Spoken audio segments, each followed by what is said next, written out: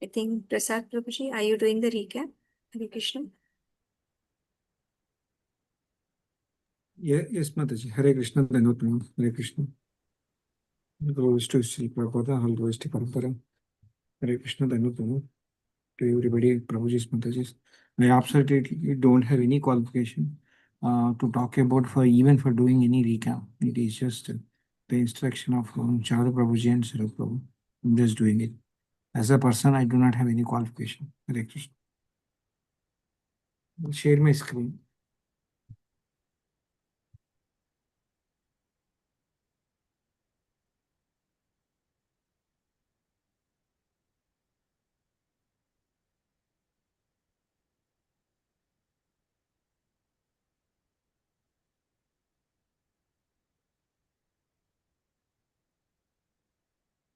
Hare Krishna. One of you may confirm that you are able to see the screen.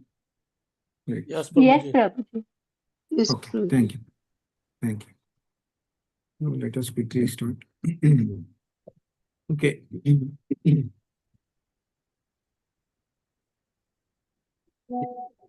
A wonderful chapter yesterday Mataji has given the explanation. That Prabhuji, you can make a full screen with slideshow. Okay, Prabhuji, I will do that. Yeah. This is better, Prabhu? Yes, much better. Yes, this is better now. Okay. Thank you. Thank you. So Hare Krishna, Samta Mataji has done a wonderful session yesterday and she has given explanation for all these themes. What I will try to do is like I just touch base each theme, maybe one line or something like that. And then we'll just have one or two questions for each theme and then we move on. We have very limited time, half an hour. So the first one is talking about the divine justice and retribution. So here the killing of Dantavaktra and Viduraka, actually it is not at all a revenge. Yeah, yesterday we have seen in detailed way. So it is Everybody able to hear him? it Is everybody able to hear him? Prabhuji, you are not Hello? very Prabhuji, little louder, please. okay, I'll try to be a bit louder. Is this better? Yes, Yes, yes. Prabhuji. Yes, yes. Okay. Thank you, Prabhuji. So the killing of Dantavaktra and Viduratha, okay, Viduratha is just not a revenge, okay. So it is basically act restoring dharma or restoring cosmic balance. So their arrogance actually, okay, their adharma actually they made these particular situations. Yeah. So that is what we have seen. That is one part we have seen, and also yesterday we have seen Roma Harshnas. Okay, is very disrespectful conduct. Okay, and despite he has so much of learning on the Puranas. Okay, but inside what is that he has that pride and misusing of his position. Okay, because of that he had that punishment. These are the two themes yesterday we have seen. So let us have one or two questions about the first theme, that is divine justice and retribution. How do you understand this divine justice? Okay, according to with your own words. Okay, how do you understand this? The killing of Dantavaktra. Okay, you want to explain in couple of one or two words or one or two words, even one or two sentences. Hare What Krishna, lesson Prabhuji. it teaches us? Yeah. Yeah, Hare Krishna, Prabhuji. So divine justice, as you mentioned very clearly, it's a Dantavakra or Vidura. They wanted to take a revenge, and so that because Lord killed them, so this is what is there. So when we talk about divine justice, Lord comes down only to maintain the dharma. That's why he has come here. So he's trying to maintain that balance. All that demand has to be eliminated, but the demonic those they don't see, they just because their friend was killed by Krishna, they wanted to take a revenge against that. So that is what is called divine justice, and Lord maintains that the balance of justice in the cosmic manifestation or in this material world. Yes, Prabhu. Thank you, Prabhu. Yeah, that is the answer I expected. Let's move to the next theme, that is role of hero. So wonderful theme actually. I don't know how he gets this idea, Charu Prabhuji. Okay, the theme is so wonderful. So here, actually, if you see overall, okay, in all these themes, okay, Krishna and Balarama are shown the real heroism. Okay, how did they show the real heroism? By driving the dharma, right? Driving the righteousness, yeah, and showing the compassion, yes sir, and protecting all others. That is how they show the heroism. So if you see, actually, if you see the entire Bhagavatam also, it redefines the heroism, what we have seen in the real world, yeah, in the material world. Yes or no? It's not just about showing the strength or victory, yeah, but actually showing the commitment to dharma, showing the commitment to serve the God and devotees. Okay, that is what the real heroism Bhagavatam is talking about. Yeah, that is the real definition of the heroism for devotees. Yes or no? Hope everyone agrees. So I'll just ask a question. Can a ordinary devotee, okay, not even a devotee, I can't even call it as like myself is a devotee, would call it as a maybe practicing devotee. Okay, it's like how a ordinary practicing devotee can show some characteristics of a hero. Okay, what kind of things is according to Krishna and Balarama. Okay, we can show the characteristics of a hero in any devotee or a practicing devotee in our own words. Unwavering commitment to righteousness, dharma. Yes, yes. And before even righteous to dharma, following the dharma. Okay, that is going to be the fundamental. As much as possible, as much as you can. Yeah, yeah. That is one. Any other point, any other words? You don't need even a sentence. One or two words is also good enough. In our own. We should be very strict with ourselves to follow the all rules and regulations. Yes, yes. Strict yourself to follow the right things. Perfect. Perfect. Thank you, Mataji. So we can move to the next theme. What is next theme here? Respect and reverence. Hare Krishna. Hope I'm audible. Okay. Respect and reverence. So here, actually, if you see, Romaharshana's failure to honor Lord Brahma is not just actually a personal mistake, but actually it is a deep violation of dharma. But because the reason is he's so much learned, he's not an ordinary person, Romaharshana. He's so much learned. And but what is that resulted? He's lack of humility and respect. And because of that, he had a big downfall. So you all know respect aligns with actually higher truths. Okay. And respect, okay. Disrespect, okay. Actually, disrespect, if you have some disrespect, no, it disrupts our personal growth in spirituality. Yeah.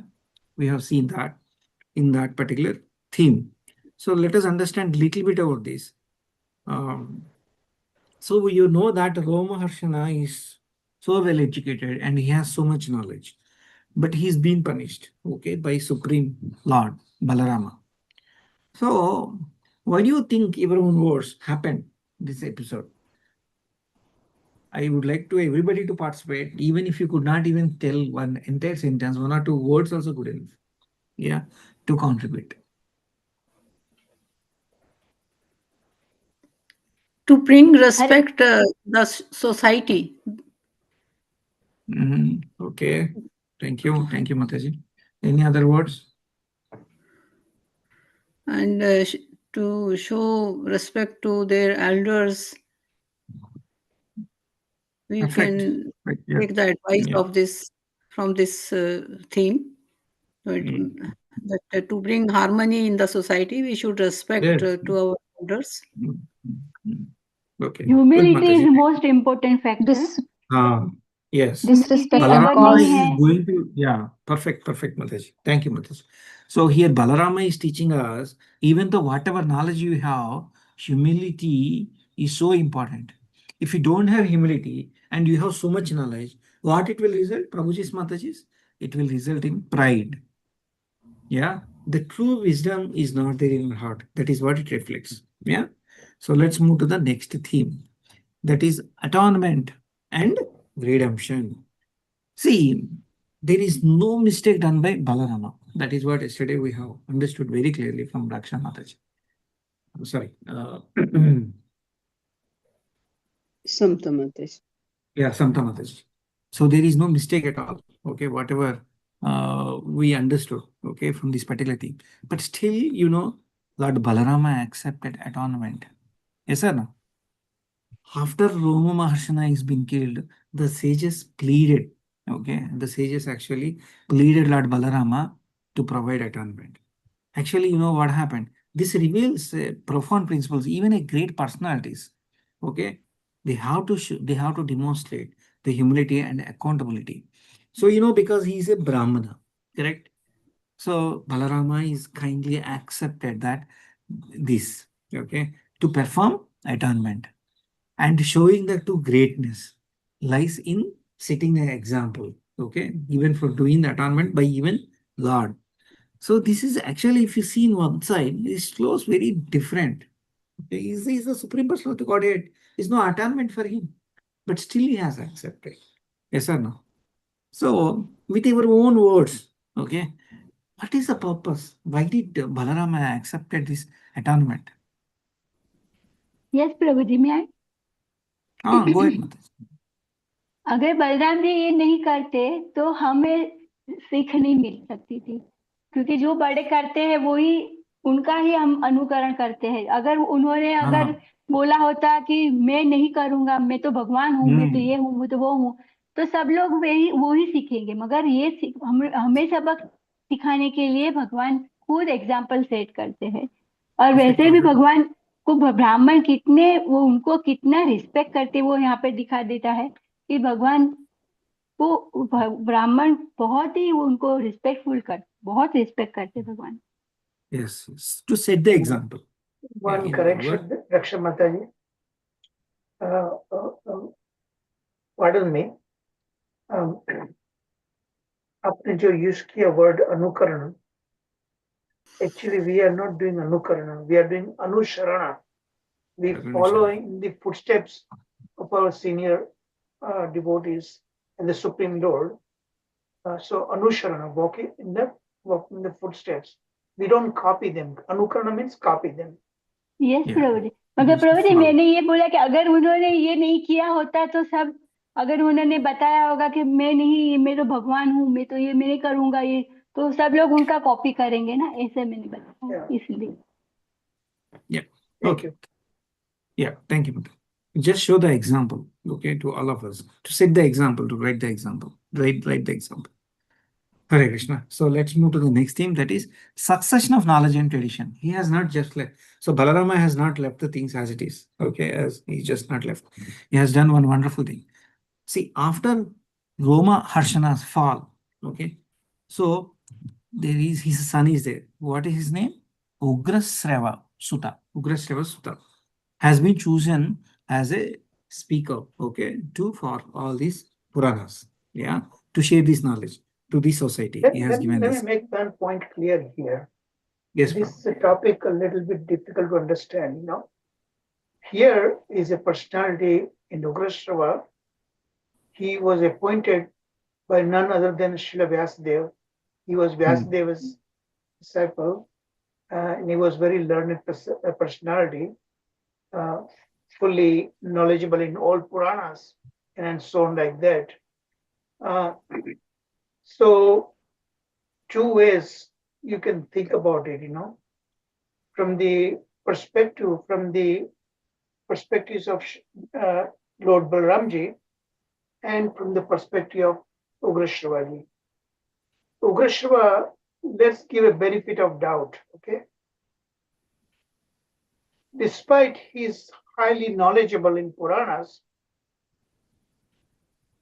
one might think that out of ignorance, he probably didn't realize that he needs to get up. Because even in our temple, Prabhupada has shown us when the deity curtains are closing or opening, the person who is giving a class on the Vyasapit, he would stop and offer his or her respects, right? That we have been even learning that. So here, he should have known that, you know. So ignorance does not mean that you don't get punishment, because you need to learn and you need to establish a standard for others to follow you, you know, being a senior leader. So that's where he made a mistake. Okay. He was knowledgeable, but if you give a benefit of doubt, he simply out of ignorance, he failed to get up and properly give respect to Balramji, who is the Supreme Personality of Godhead. But that ignorance is not the by which we can kind of overlook that, you know. So Balramji wanted to actually establish that fact. See, the other way one can misunderstand Balramji. Balramji, out of not kind of vanity that he did not give me respect, so I'm going to kill him. Not like that. He wanted to establish the proper conduct. What is a dharma? Everything. For that purpose. So you are both different viewpoints. You have to understand properly. Okay. So Balramji wanted to establish what is the proper conduct. Conduct, especially somebody who's sitting on a Vyasasana, he's supposed to set a standard because he is giving a class and everything like that, you know. Yes, bro. So, Yes, bro. so it's not out of his vanity or something. Balramji, out of anger or something, he killed him, you know. It's basically to establish a particular conduct, you know. Okay, so everybody should be Got it. clear about that. Thank you, Prabhuji. Thank you. So let's move to the next theme. That is the theme 6. Pilgrimage as a spiritual practice. This is very important for especially the Grihasthas. So Lord Balarama has taken a decision to pilgrimage after this particular entire episode of Romaharshanas. Okay. And also the information what we got yesterday is, okay, just going to pilgrimage is not a physical journey, Prabhuji's Mataji's. Okay. And that is requires a transformation, okay, from your inner heart. Okay. That is what we understood. And that is also explained to all of us by Lord Balarama, to all of us. So it's just very, very small fundamental question. So why did Lord Balarama go to pilgrimage? Okay, after killing of Romaharshanas killing. Okay, in our own words, one or two words or sentence is good enough that you understood this particular concept or theme. To teach us that visiting in spiritual places, it keeps us connected with the divine, and to transfer our journey and Transfer our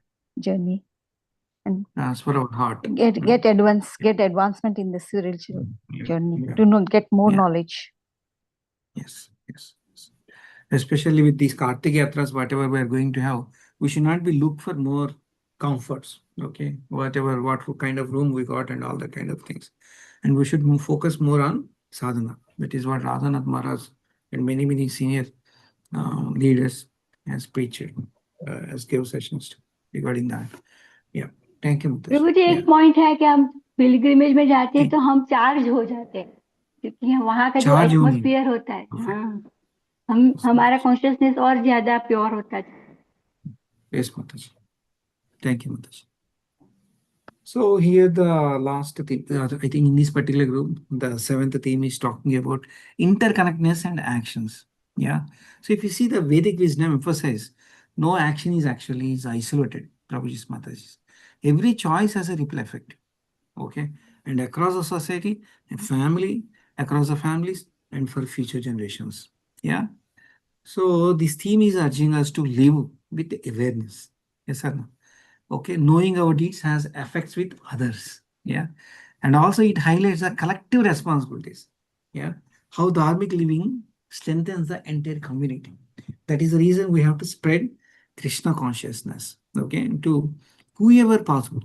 Okay. Whatever is possible in our families. Okay. To our neighbors, in our colonies. Okay. Society, wherever we are staying. Yeah. To our colleagues. Okay. Where we are working as much as possible. So through our behavior, we should reflect that. Yeah, that is what is this particular theme is talking about. Wonderful theme, actually. Interconnectedness of actions. So whatever you have seen, okay, So what does this interconnectedness of these actions, what kind of, how it is going to apply in our daily life, in our own sentences, Prabhuji? One or two words, also good enough. Responsibility for others, for one Responsibility for another, and Okay. awareness, integrity, all these things. we have. And we should have that behavior, yeah, that personality. We should have that kind of personality by reading these Bhagavad. That's what you're trying to tell, Mataji. Yeah. Yes, Yeah. Prabhuji. Thank you. Thank you. We are running out of time. We're already at 7:07. So I'll try to move a bit fast. Yeah, this is just a summary. We don't need any questions, answers out there. So let's move. So here Vishwanath Chakravarti Thakur, okay, has given some commentary. And there were some themes Chat Prabhuji has kindly drafted for all of us. So let us understand. The first one is friendship and enmity. Yeah, that is what he's talking about. So the relationship between Krishna and Dantavakra, okay, shows how even the family members, okay, ties with material cousins, right? Maternal cousins, they are all actually. Maternal cousins can be spoiled with so much of envy, Prabhuji's Mataji's. Okay, within our family members, there could be so much envy.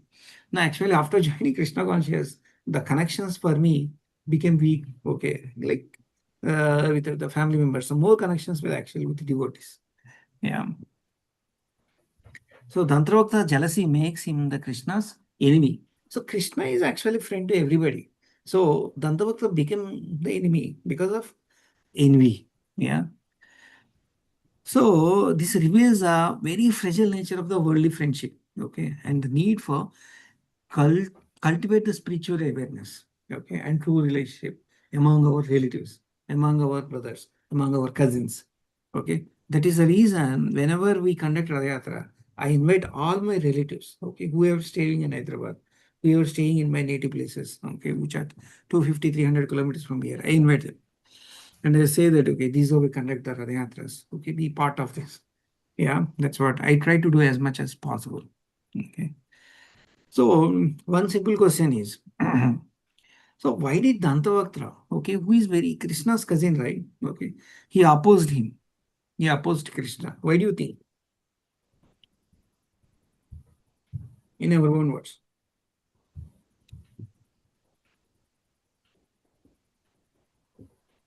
Hare Krishna Prabhuji. So Go ahead. as you mentioned, Dantavakta, I think from maternal side, right? Cousin, he was a cousin to that, but he was right from childhood. He was also envious of Lord Krishna. So important here that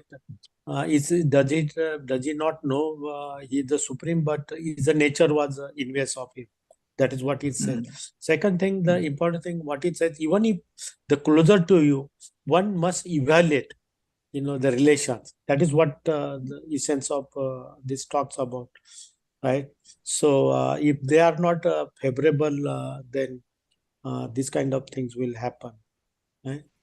This is what I see. That so only his investments he did not recognize, the spirituality or nothing. Yes, thank you. So let's move to the क्योंकि next thing. Demonic nature जो होता है वो accept नहीं कर पाते भगवान को. Yes. उनके सुप्रीमेसी को एक्सेप्ट नहीं कर पाते. वो डेमोनिक नेचर वाले होते हैं. हाँ. Demonic nature. Yeah. That word is good enough for us to understand what is demonic nature. Sometimes the answers doesn't need to be so large. One word could be enough, okay, to understand. Yeah. Thank you. Thank you for this. So here, the quest for the liberation, okay, the quest for liberation. See, Dantavaktra even as an enemy, okay, so actually in his heart, like he knows that the Krishna is a liberator, okay. His death by Krishna's had freed him from cycles of karma. Yes, sir. That's what we have seen yesterday. So this is what happened, like he's merged. The story points at the ultimate human quest, okay, freedom from this material bondage and return to spiritual reality. Okay, that is what we understood from this theme, right? Yeah. So one simple question from my side is like, how can we seek liberation in everyday's life? In everyday's life, from day to day.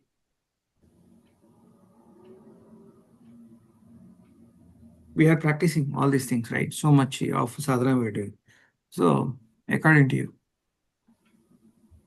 in our day-to-day life, what kind of liberation we seek or we are enjoying? Hare Krishna Prabhuji. Go ahead. So liberation means, one simple term, getting away from mundane, attachments. That's a very mundane sense. So day-to-day activity, if you are not connected, liberation is one is getting detached from the material and attaching to the Lord. That's the real Yes. liberation. So that Very comes good. only by connecting with the Lord. Even day-to-day activity doesn't mean that you have to leave the body and go. Exactly. Yeah. You got it. I feel so immersed when I'm attending this particular session on Saturday, Sunday. Okay. Because when I'm attending this session, I'm not at all connected to this material world. Yes or no, Prabhuji? Radha Vinod Prabhu. That is the example you are quoting. I am doing Yes. my japa or I'm doing kirtan, okay, with devotees. These all, like, I'm liberated that time because I'm not connected. Yes or no? Even my mobile is on, I'm not connected. So these are all the activities. Okay. Hare Krishna. Probably So pure let me- devotional service. Pure devotional service. Yes. Yes. Thank you, Mataji. Thank you. So the slide 9. You moved on the slide 9. So I may take 5 more minutes. Maybe I'll try to complete by 7:20 or 7:22, like that. Because this is a very big theme. I'll try to go fast. So that this is all what? Divine play.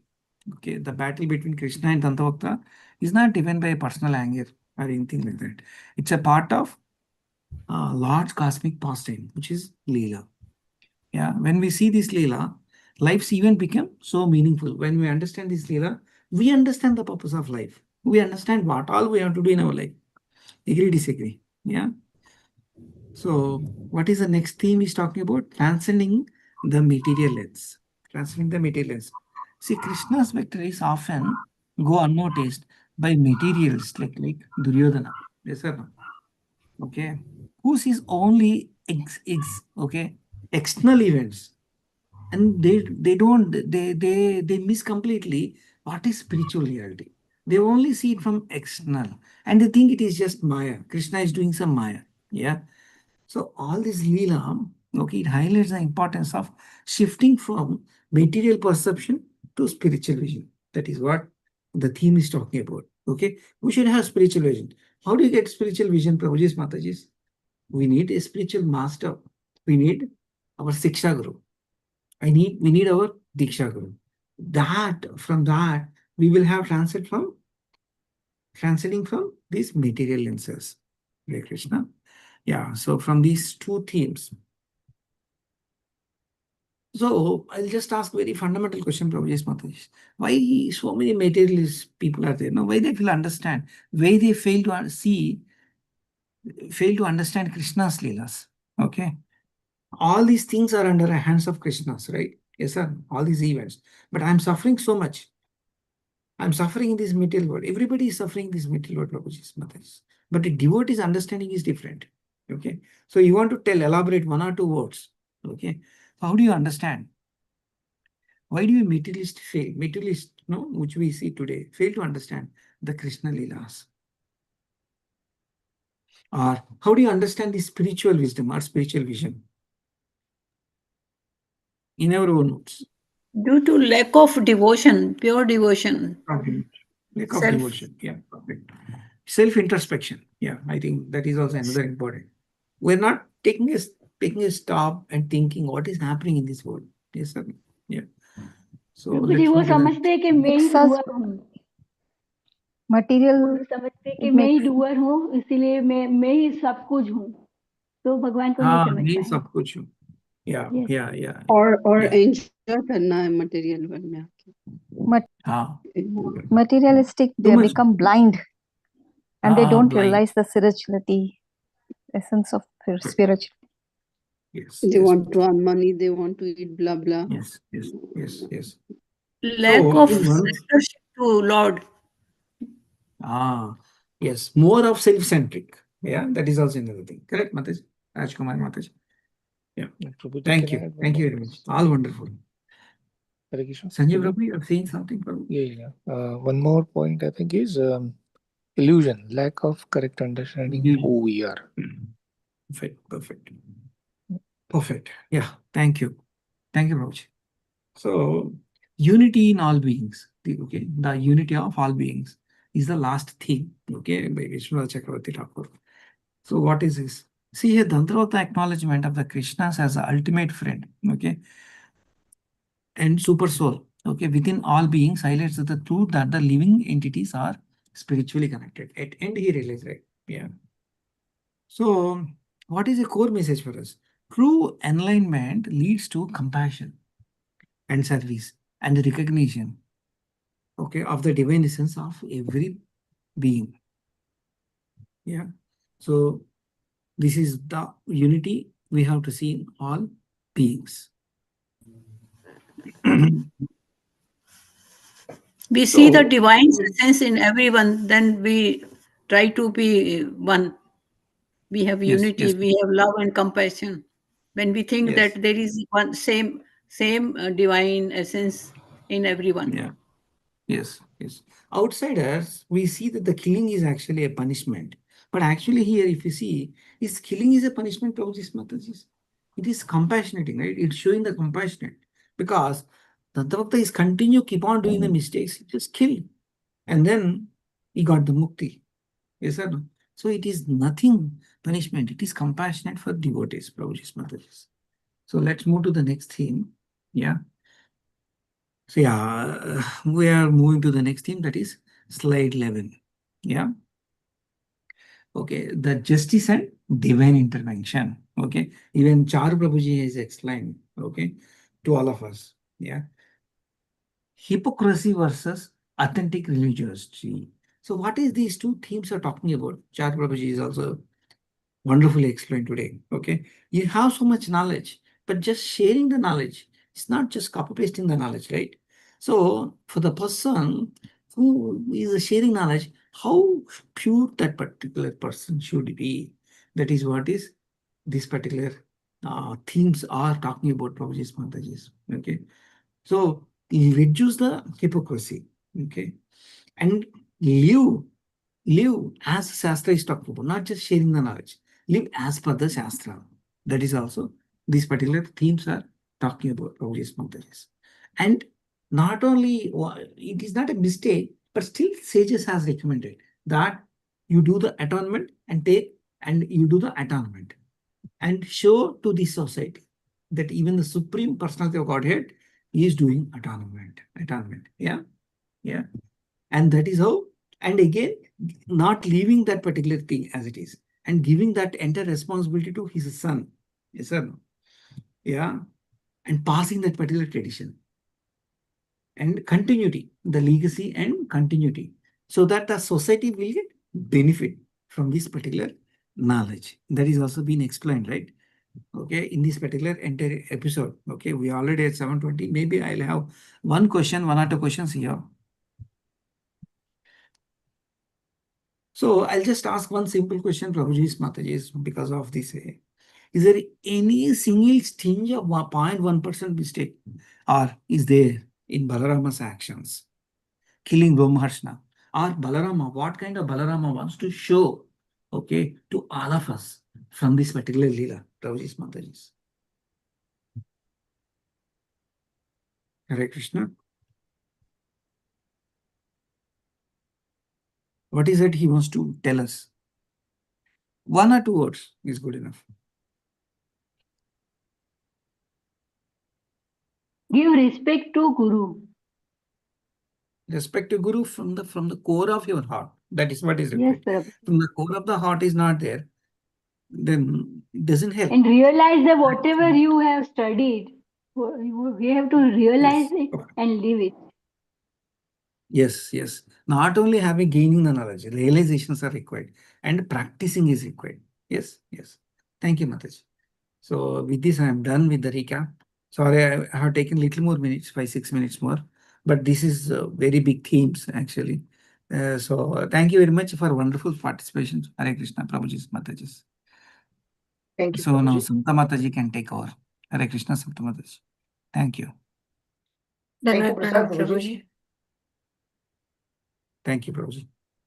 Thank you, Charu Prabhuji. You have created this such a theme. No, So this is Prabhuji, you actually, did a I good wrote job. yesterday Vedabas entire PPT. This is really great. Thank you. We all try whatever you can. Hare Krishna. Yeah. Hare Krishna. Okay, Samanta Mataji. Thank you, Prabhuji. Dandavat Pranam. Prasad Prabhuji, wonderful recap discussion headed by you. Everybody's participation and Charu Prabhuji's insight. Let us go ahead now to another very beautiful chapter. Let us learn about the pastimes of Balramji, about his pilgrimage in chapter 79. I just share my screen. I seek your blessings for today's class. Srila Prabhupada Ki Jai. So lesson 116, we see that Lord Balramji goes on a pilgrimage. In these 34 verses, again the chapter is divided in two parts. In the first 22 verses, we will see how Balramji satisfied the Brahmanas by killing this demon Balwala. And this particular action was also his way of atoning for the killing of Romaharshana. And then in the second part, we'll see how he tries to discourage Duryodhana and Bhimsena from fighting. So these are the two main topics of chapter 79 today. So now, Prasad Prabhuji very beautifully explained how Dantavakra was killed, and after that Vidurata was killed, and the earth is becoming lighter from her burden as the miscreants are being washed away. Then Balramji also teaches a lesson to Romaharshana for his wrong conduct. And Romaharshana was a Brahmana. He came from a Pratikula family, and he had a mother who was a Brahmana, but a father who was a Kshatriya. Although he was sitting on the Vyaspeeth, and he disrespected Lord Balrama and paid a price for it. Lord Balramji, although did the right thing by killing him, still the Brahmanas said that, we had appointed Romaharshana on the Vyaspeeth, and we had given him the benedictions of long life and all that. So now, because you have killed a Brahmana, you please atone for it. And Balramji very readily agreed. So how Prasad Prabhuji said that he was setting an example, but more than that, he is the Supreme Personality of Godhead. And the Supreme Personality of Godhead is not just teaching everyone to be humble, but his very nature is humility. And a person cannot change his nature.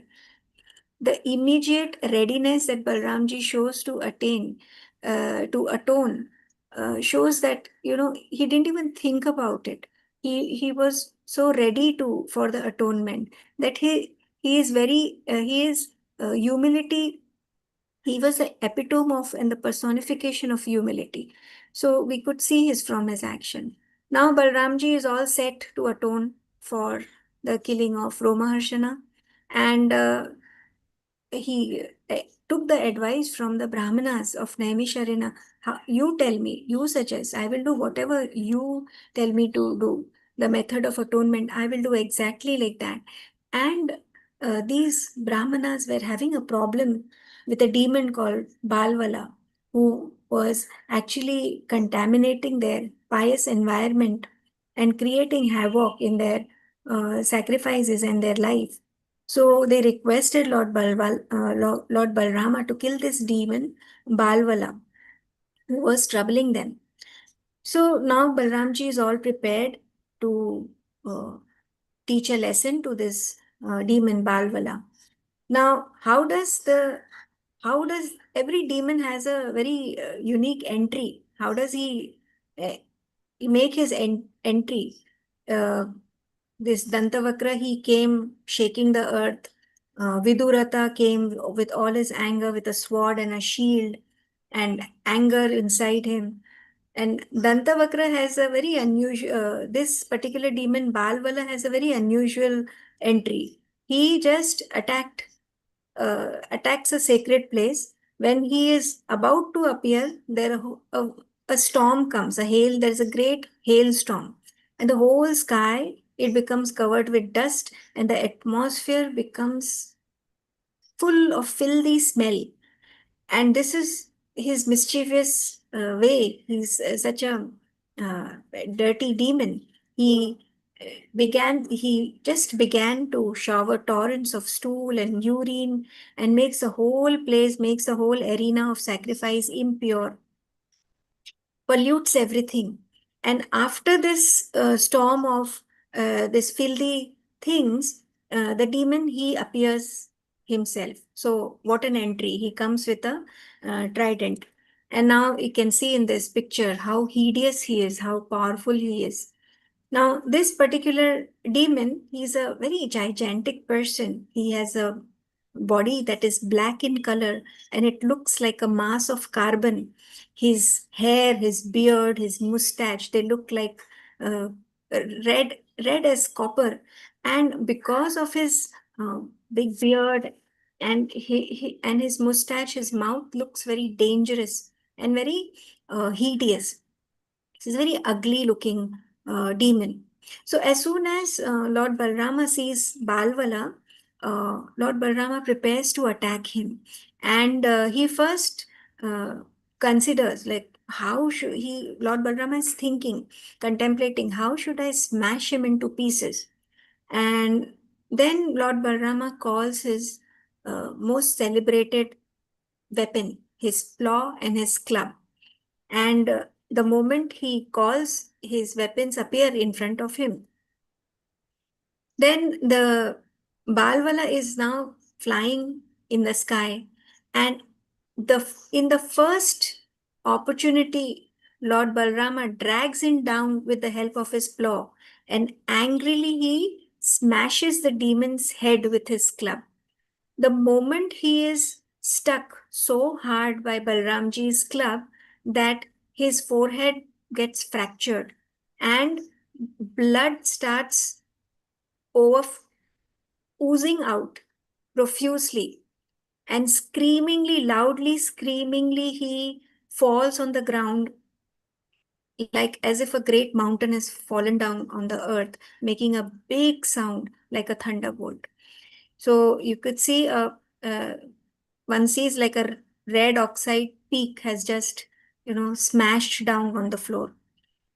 So after the death of Balvala, everybody, all the Brahmanas, all the sages of the Naimisharana, they are pleased that now they have got rid of this uh, person who has created so much of chaos around and who is disturbing them. So everybody is now happy, and they offer respectful obeisances and prayers to Balramji. They glorify Balramji. They offer their blessings to him. And everybody there agrees that all the attempts of Lord Balramji are always a success. No attempt of Lord Balramji can ever fail. This is not just an acknowledgement, but also the blessings. Remember, there are so many sages around. It's a huge assembly of Brahmanas and learned scholars and pure sages and transcendentalists. They are agreeing to one thing that gives that is also a blessing, not just an acknowledgement.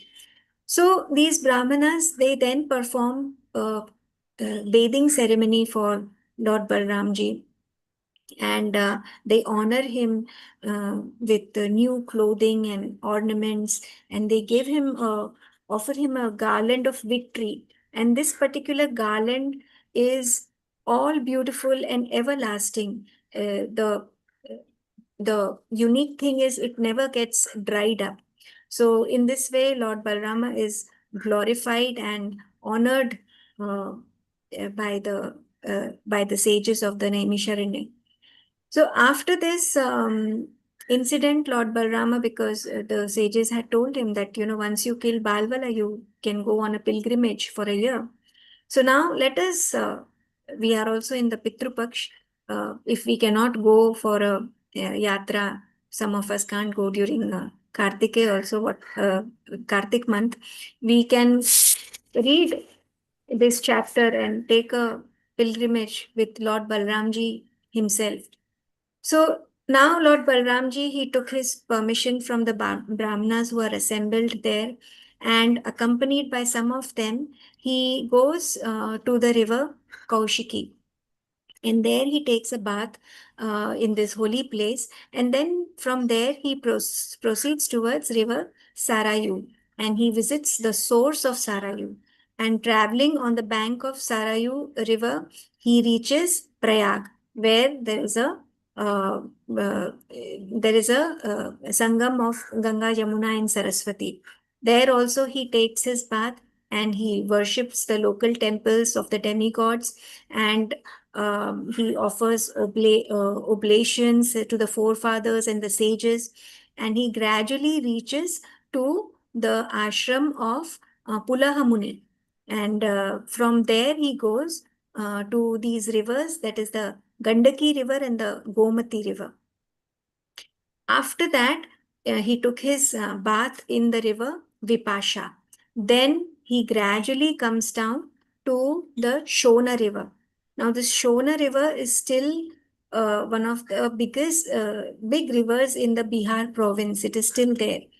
And Lord Balramji took his bath there in Shoma river, and he performed Vedic ritualistic ceremonies. He then continues his travels, and gradually he came to the city of Gaya. And there is a very famous Vishnu temple. And Balramji's father, Vasudev ji, as per his advice, Balramji offered oblations to the forefathers in this Vishnu temple. And from there, Balramji went to the Ganges, to the delta, where the sacred river Ganges mixes with the Bay of Bengal. Just give me one moment, Hare Krishna.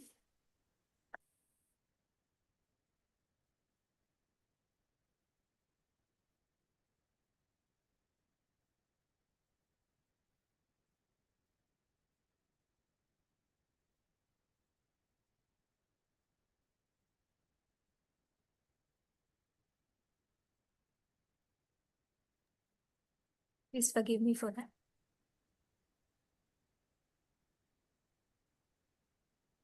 So then Balramji comes to this delta, to the delta of the river Ganges, where there is a sacred place called Ganga Sagara.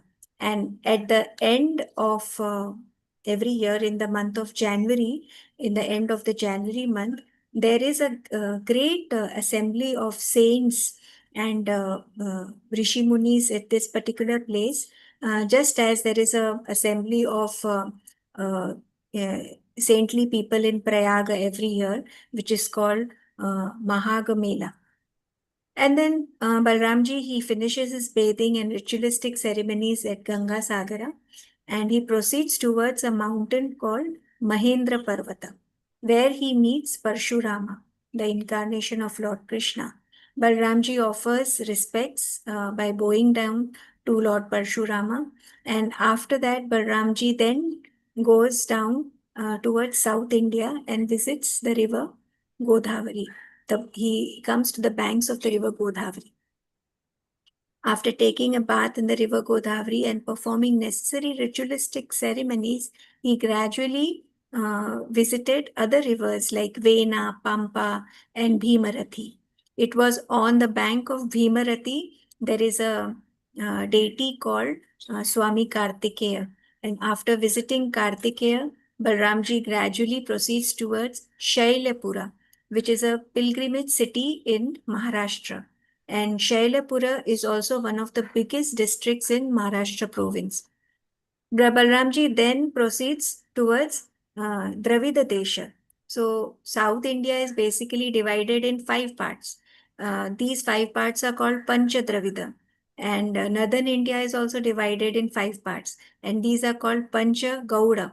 So all the important acharyas of our modern age, that is Shankaracharya, Ramanujacharya, Madhavacharya, Vishnu Swami, and Nimbarkacharya, they all have come in the Dravida provinces, while Chaitanya Mahaprabhu have appeared in Bengal, which is a part of the Gauda Desha.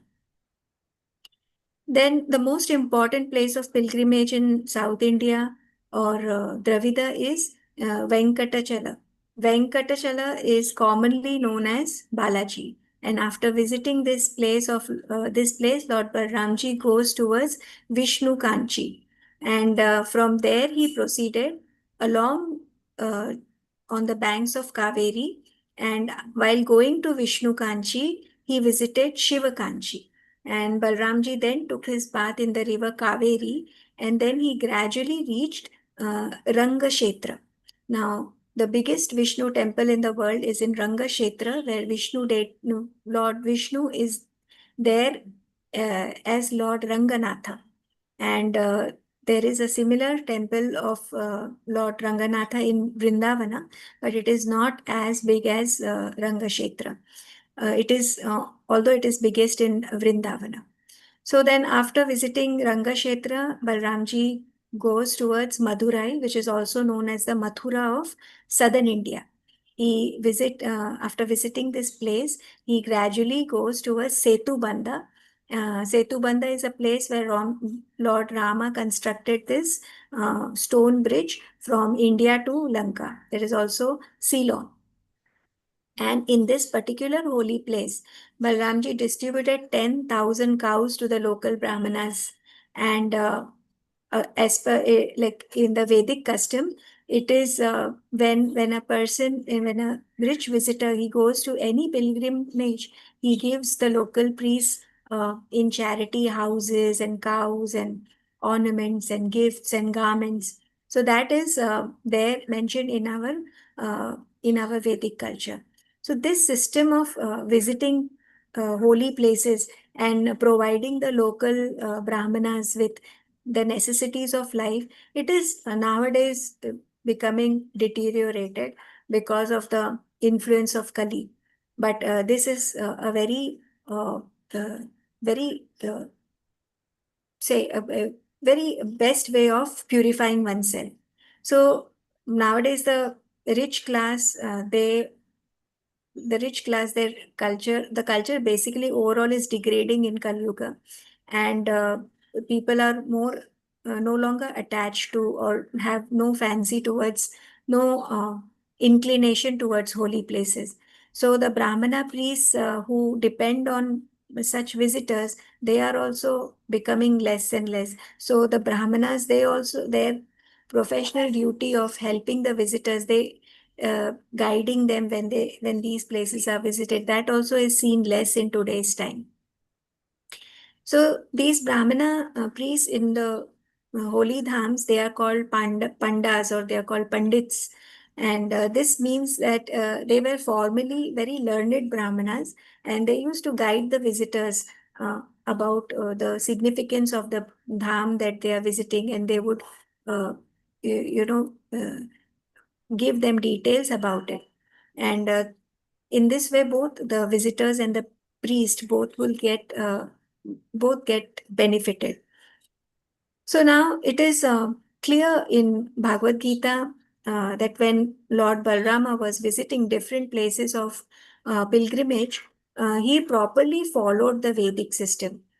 After distributing cows at Setubandha, Lord Balramji comes towards Kritamala and Tamraparni rivers. And these two rivers are also considered very sacred, and Balramji bathed in both these rivers.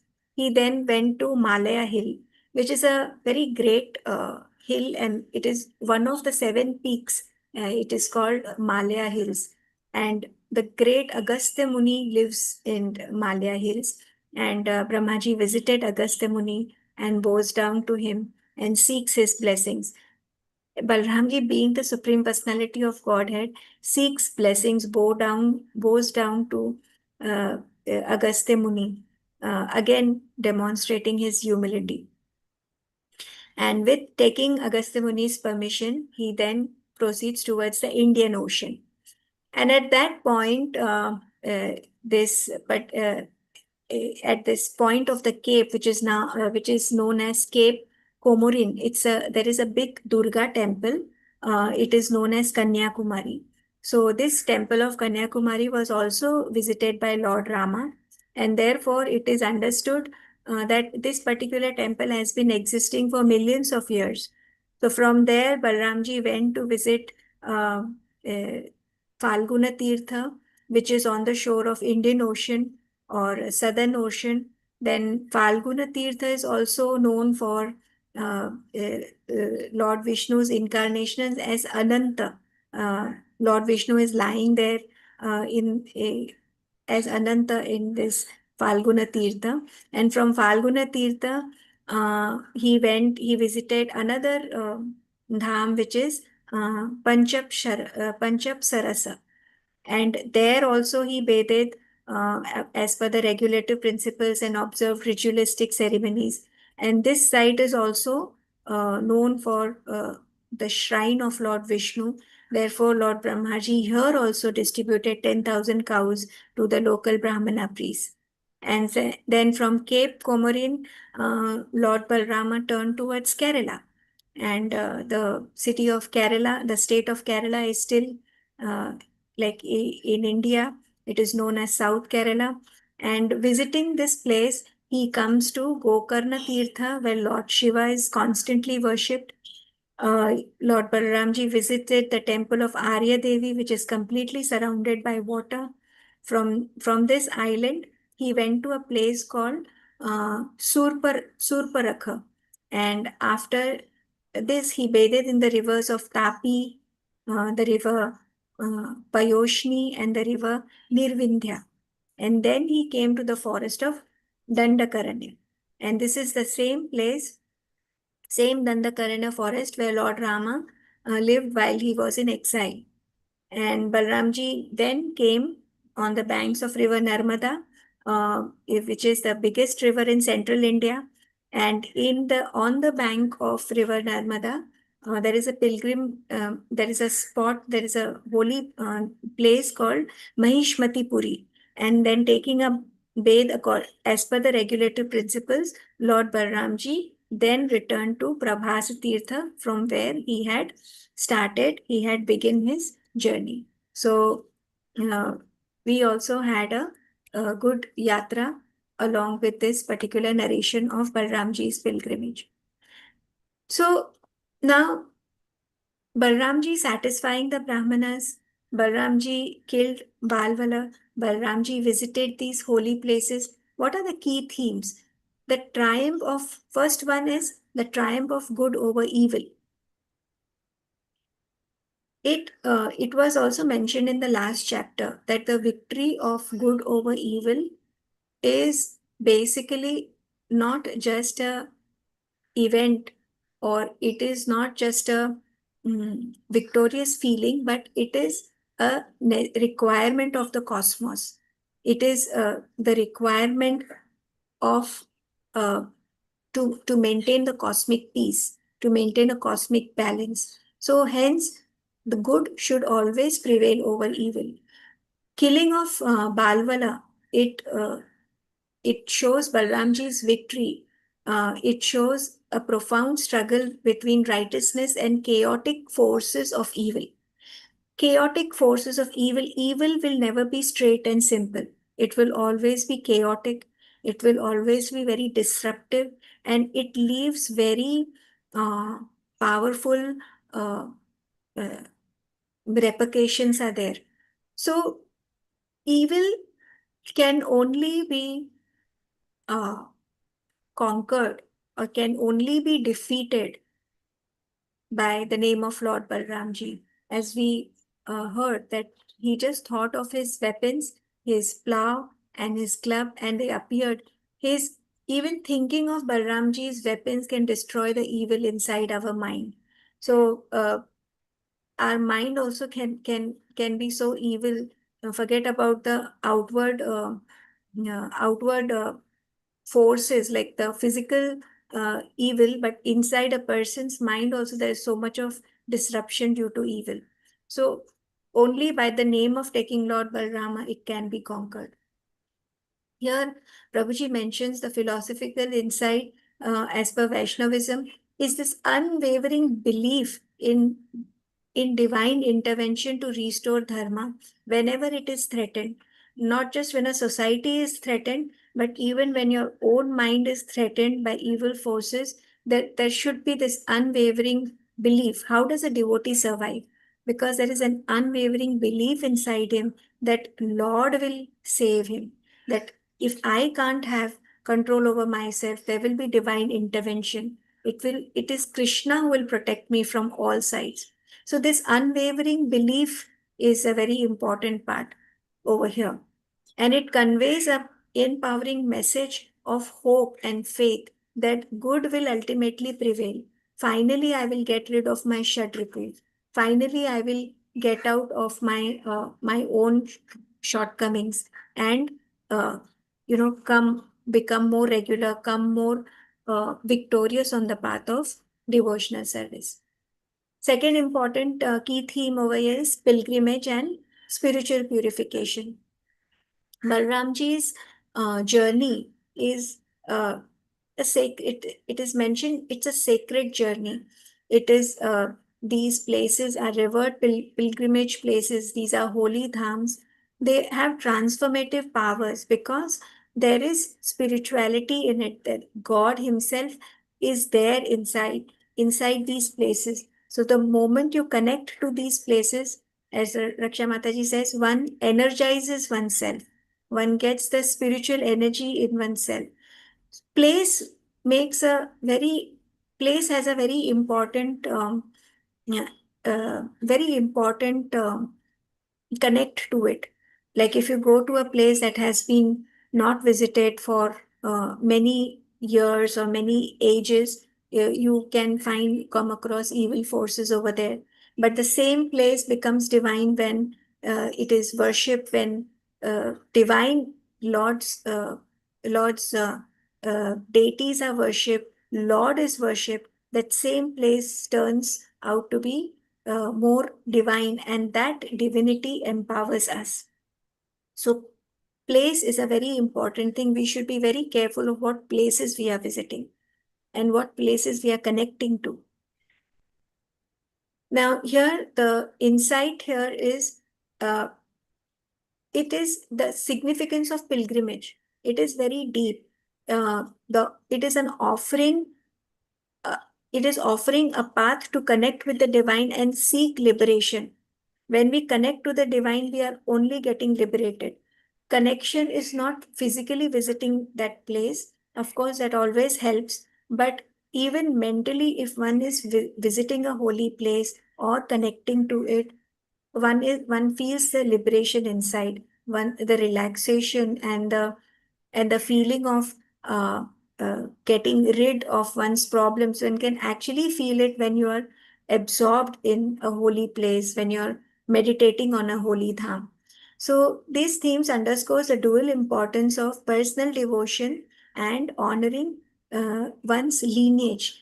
These places have been around for centuries, and one should go there to benefit one's own personal devotion.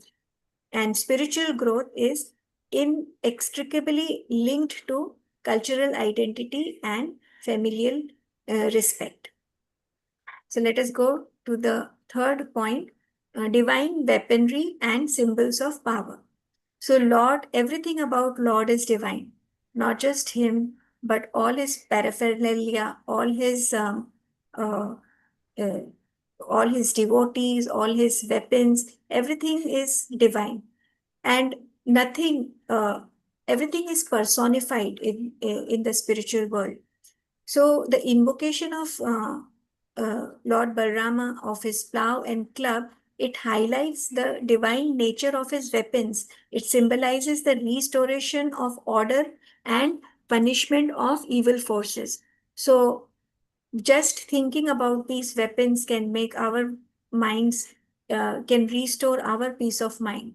Just meditating all these chinhas that we can meditate upon, the feet of Lord Krishna, the feet of Lord Radharani. On their feet, there are so many signs, there are so many chinhas. Even meditating on uh, mm, these signs, these chinhas can give us so much of mental peace and can remove the evil inside us and get make us can make us rid of the Shadaripus. So, this motive reflects the concept of divine agency in the cosmic. Divine agency is there, it is prevalent in the cosmos, we just have to connect with it. Balramji's weapons represent both the potential for transformation and a resolute action against ignorance. So, if we are meditating on Balramji's weapons, seeing how he uses his weapons to overcome the evil, we ourselves are getting transformed. Our own ignorance is going away. Additionally, they signify his nurturing aspect with the plow, embodying cultivation and protection. What is the use of a plow? It fertilizes the land. So Balramji's weapons also, the weapons that he chooses, that also is very nurturing. It will nurture our own mind and our own spiritual growth. So for our own personal spiritual cultivation and protection, these weapons should be should be our meditation, should be our absorption. So not just God, but everything related to God. We had learned in the Udipanas, like anything that is related to God is divine and can take us to new heights. Then the sage's blessings. So after the killing of Balwala, everybody blessed Balramji. Now here the very important word that they have mentioned is collective recognition in affirming divine actions within the community. When there is a collective recognition and an acknowledgement of the divine, what is a congregation? Congregation is nothing but a collective recognition and acknowledgement of the divine, glorifying the divine, reading the pastimes, enacting those pastimes, absorbing oneself in those pastimes. So when that happens in a group, when that happens collectively, it has manifold power. It has manifold uh, energy that is produced. So that particular energy is more powerful and can give one much more, 1,000 times or multiple times more benefits than only one single person doing the same sadhana. So this is also a very important aspect, that communal engagement and adherence to dharma in guiding one's spiritual journey. It should be collective. Dharma should be practiced collectively. Only then overall the society benefits. So the reinforcing the notion that spiritual endeavors are enriched and validated through collective wisdom and endorsement of revered figures. When we revere a deity, when we uh, pay respects to Lord collectively, when we are sharing this wisdom together. Just now Prasad Prabhuji said that when I'm doing my sadhana alone, I am not so absorbed. But when I am attending these classes, I feel so much of absorption in the spiritual practices. So this is just the power of the community coming together uh, and discussing the pastimes of Lord, glorifying the Lord, and kirtana of the Lord. So community acknowledgement and the sage's blessings go a long way. Recognition and sacrifice on recognition of sacrifice and charity. Balramji again demonstrates the importance of doing charity. He donated 10,000 cows, shows that one should be selfless. It highlights that how do you serve the society when when you do something for the society. So that is selflessness. So paramount importance of charitable deeds in the pursuit of spiritual fulfillment. Spiritual fulfillment can be achieved by not just one action, it has to be overall. It is not just uh, self upliftment. It comes in a package. So you have to serve others while doing your own sadhana. In many aspects, one has to serve not just the deity, but the Vaishnavas around, but the family, but the surroundings, and overall, only when you give yourself, not in terms of material charity, but in terms of somebody who can't, is not rich enough, can serve by doing seva, by physically doing service to the required person or the required Vaishnava. So, service donation is not about material wealth. Yes, it is important, but if one doesn't have, one can serve by actions and intention also. Like we serve uh, through our material gains and also through our material wealth, and also by spreading Krishna consciousness. So we are serving in with intention and with uh, by doing seva. So overall service can be taken into as part of charity. So within Vaishnavism, acts of charity and selflessness are not merely virtues, they are essential for spiritual elevation. So it's a very important aspect of spiritual growth, charity. This conveys the theme of interconnectedness of individual to the society. We are finally connected to a community, and how we serve the community by giving as much as we can, asserting that true wealth emerges from the spirit of giving and the welfare of others. So mentally, we can serve by thinking of welfare of everyone. That is also a charity. Sixth point, the earth is a divine entity. Now here, earth is liberated from her burdens after the fierce battle, signifies that earth herself is a divine entity deserving care and moral stewardship. Earth is referred to as Mother Earth, like how cow is referred as Go Mata. So these Mother Earth, Go Mata, these not only they support, but they endure, but they also provide. So mother is always associated with supporting, enduring, and providing. Hence, it is always worshipable. It is always to be protected. It is always to be taken care of.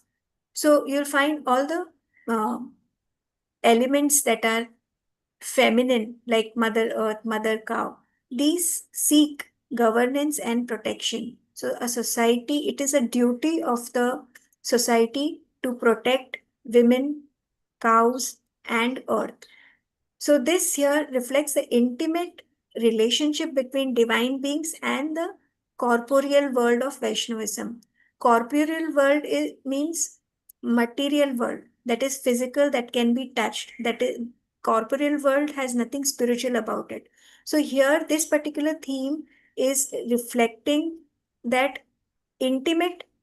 It reflects on the intimate relationship between divine beings and the corporeal world. Without the relation with the divine beings, the corporeal world or the material world is very superficial. It can be very full of suffering and misery unless and until any jivatma is is connected with the divine. One cannot feel peace, or one cannot live or survive this very harsh corporeal world. So it reflects the intimate relationship between the divine beings and corporeal world. So by highlighting that earth requires protection and governance, it underscores the moral framework that guides not only human actions but the very essence of creation itself. So one has to protect the entity that is the essence of creation. Mother Earth is the essence of creation. It should be protected. It should be in good hands.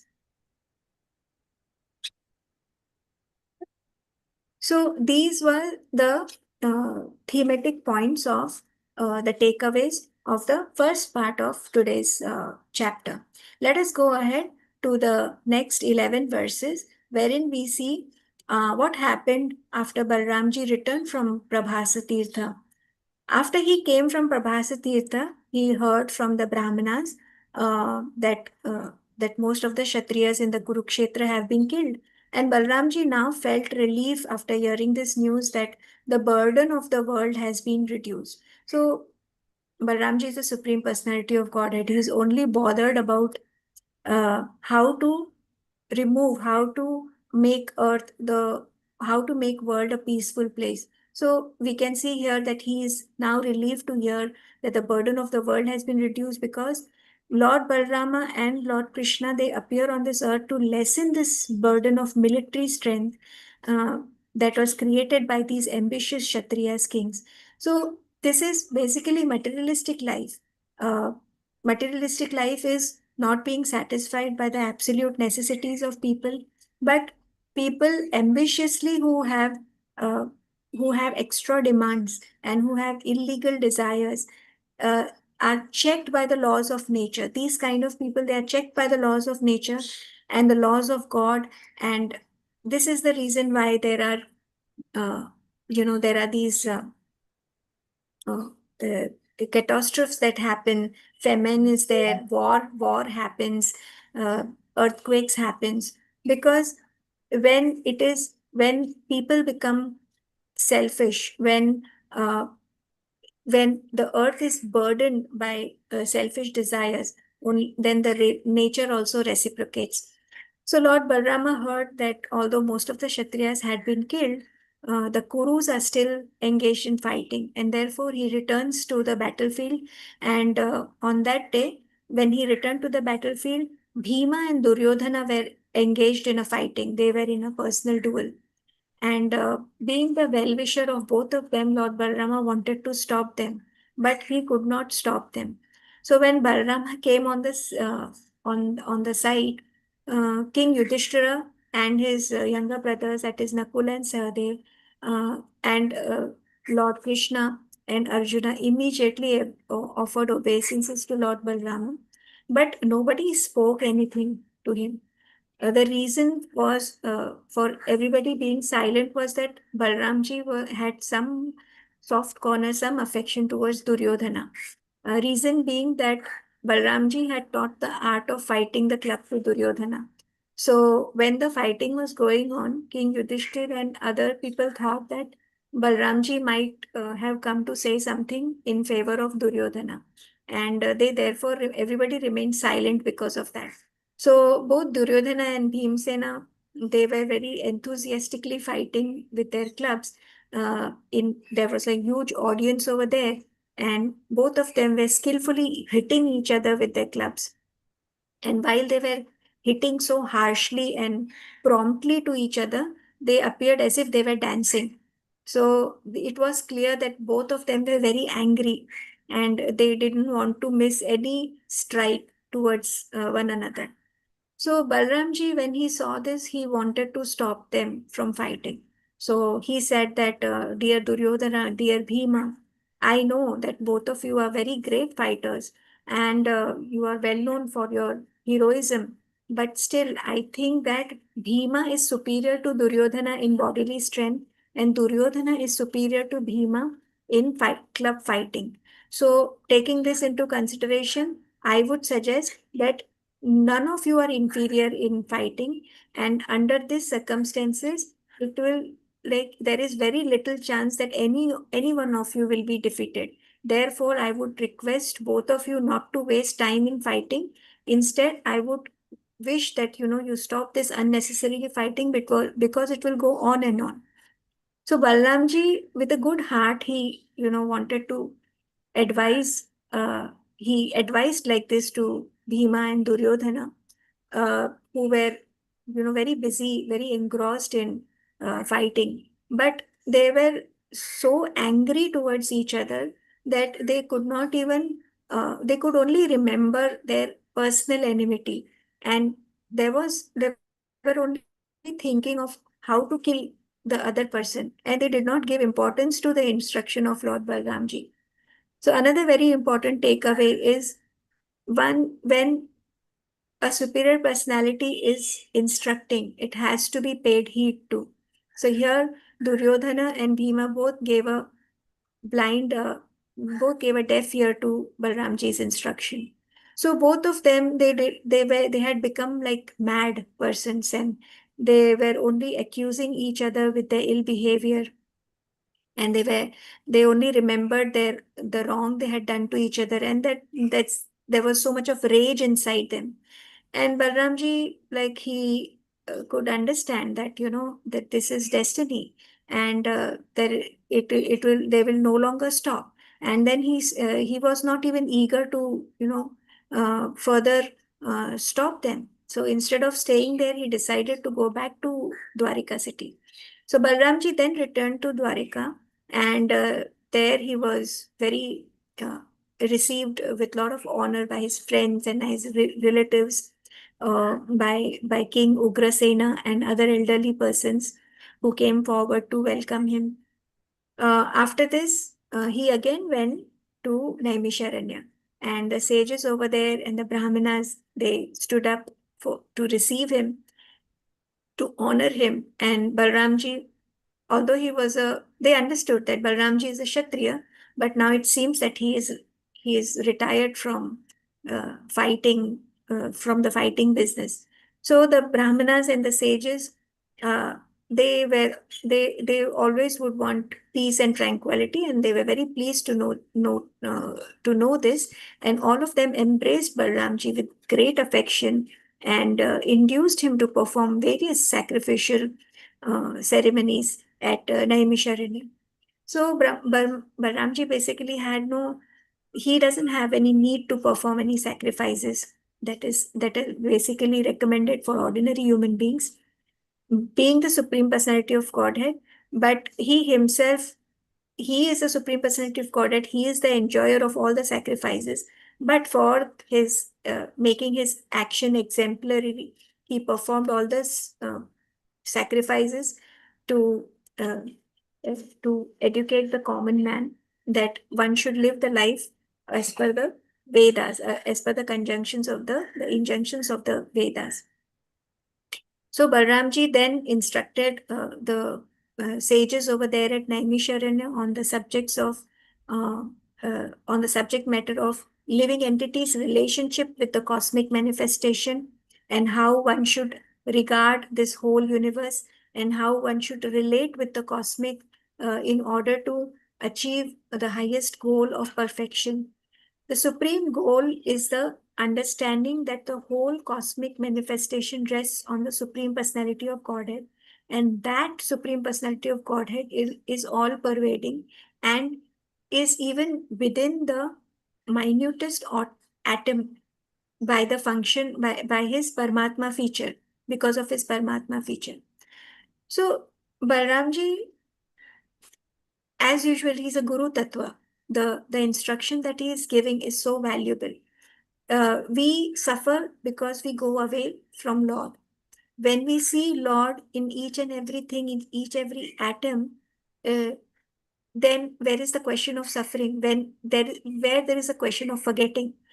So if you're always in touch with the divine, how will you then suffer?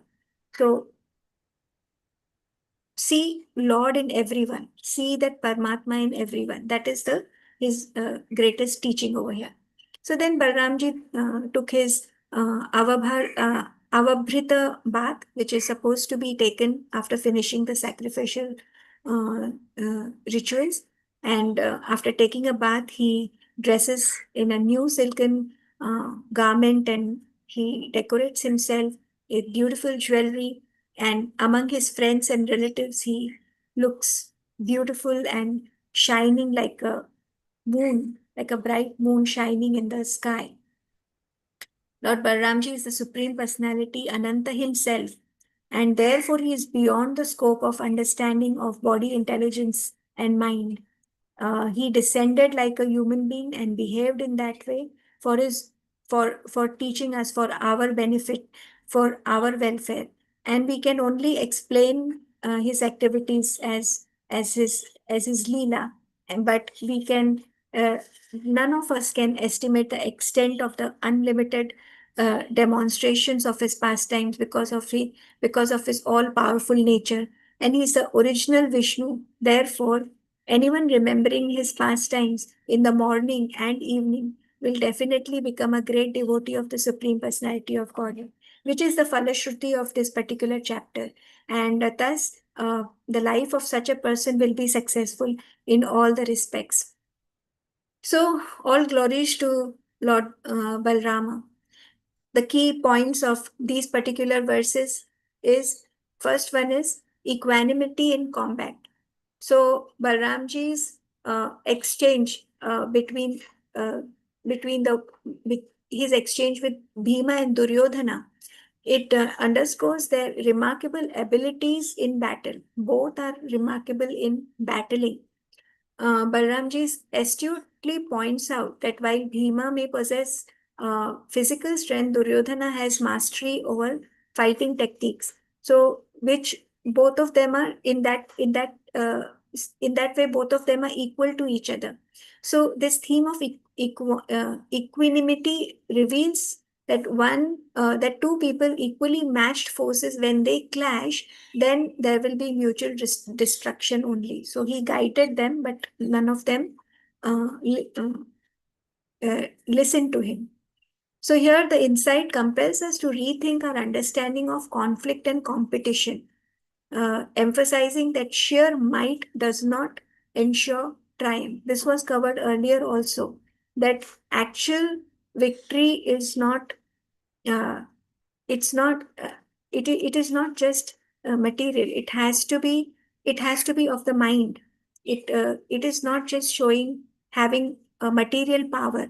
One has to have connect with the divine. One has to have develop subtle virtues, like humility, like love. So actual victory is that. So this embodies a profound principle that true strength harmoniously blends self-awareness and wisdom. These two points are very important. The blending of self-awareness and wisdom. One should be self-aware and one should follow the wise.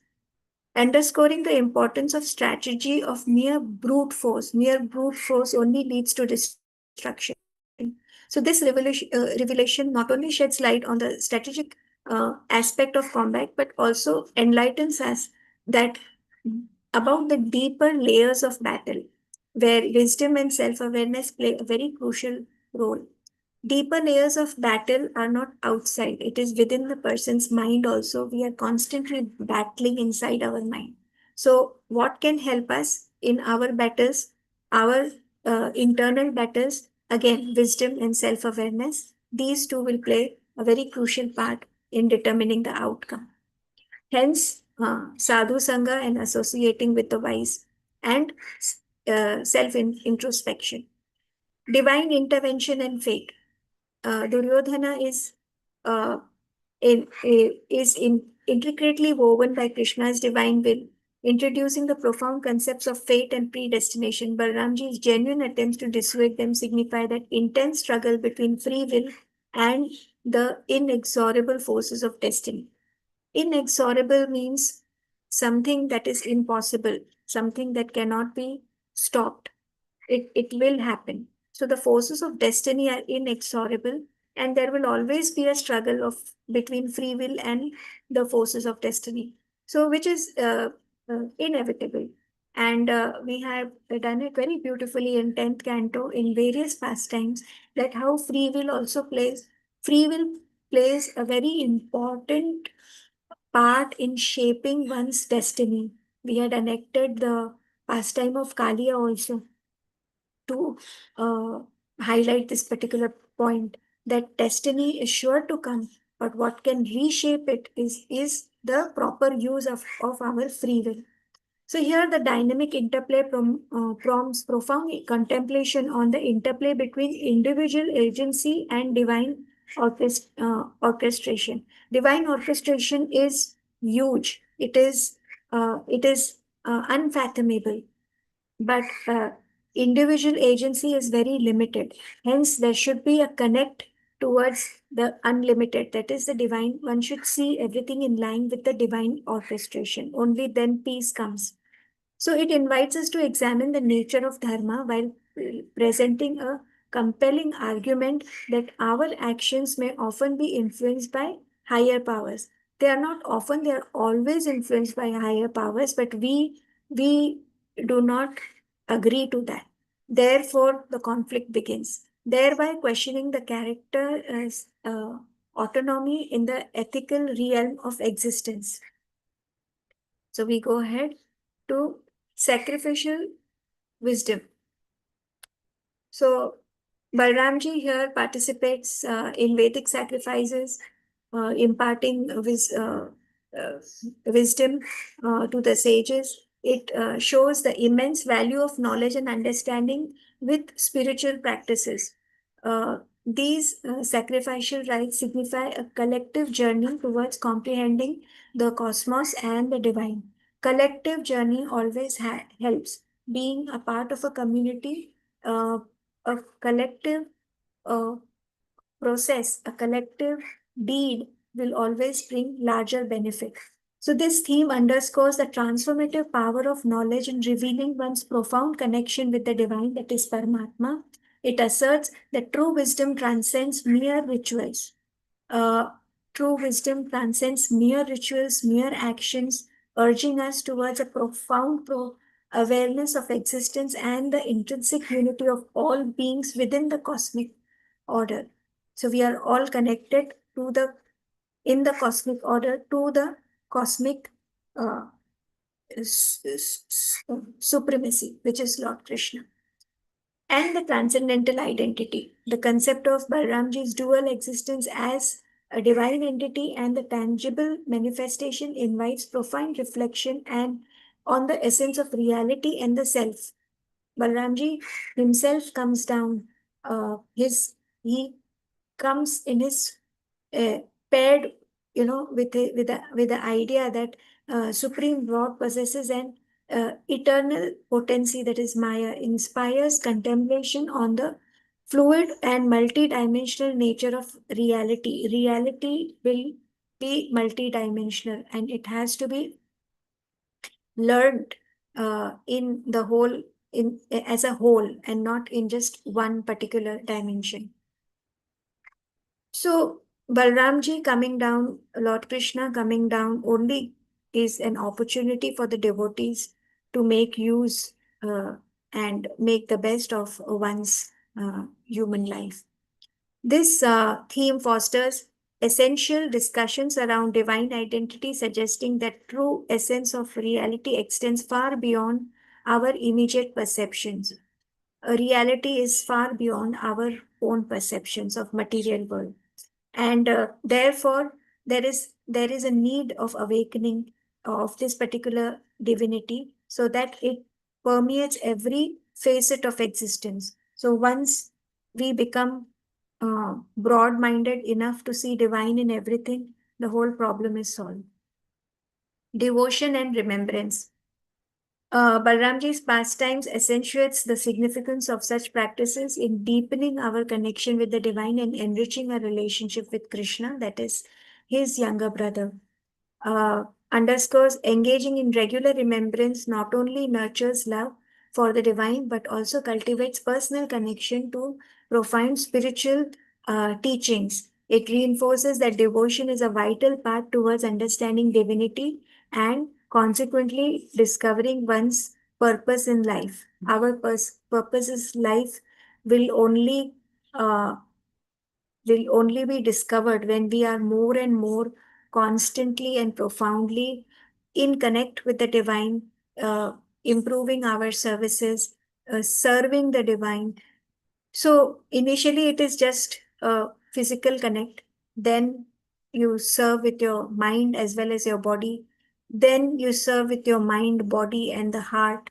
Then the love erupts. And when there is love, it will only fathom more and more. So devotion is the seed to it, and it will cultivate by constant remembrance. So this is where this particular chapter closes with such beautiful key points and key takeaways. Now here is the overall key elements of the whole chapter. First is that Balramji plays a role of a protector and a warrior. So he is the Balramji is the guardian of the Brahmanas. He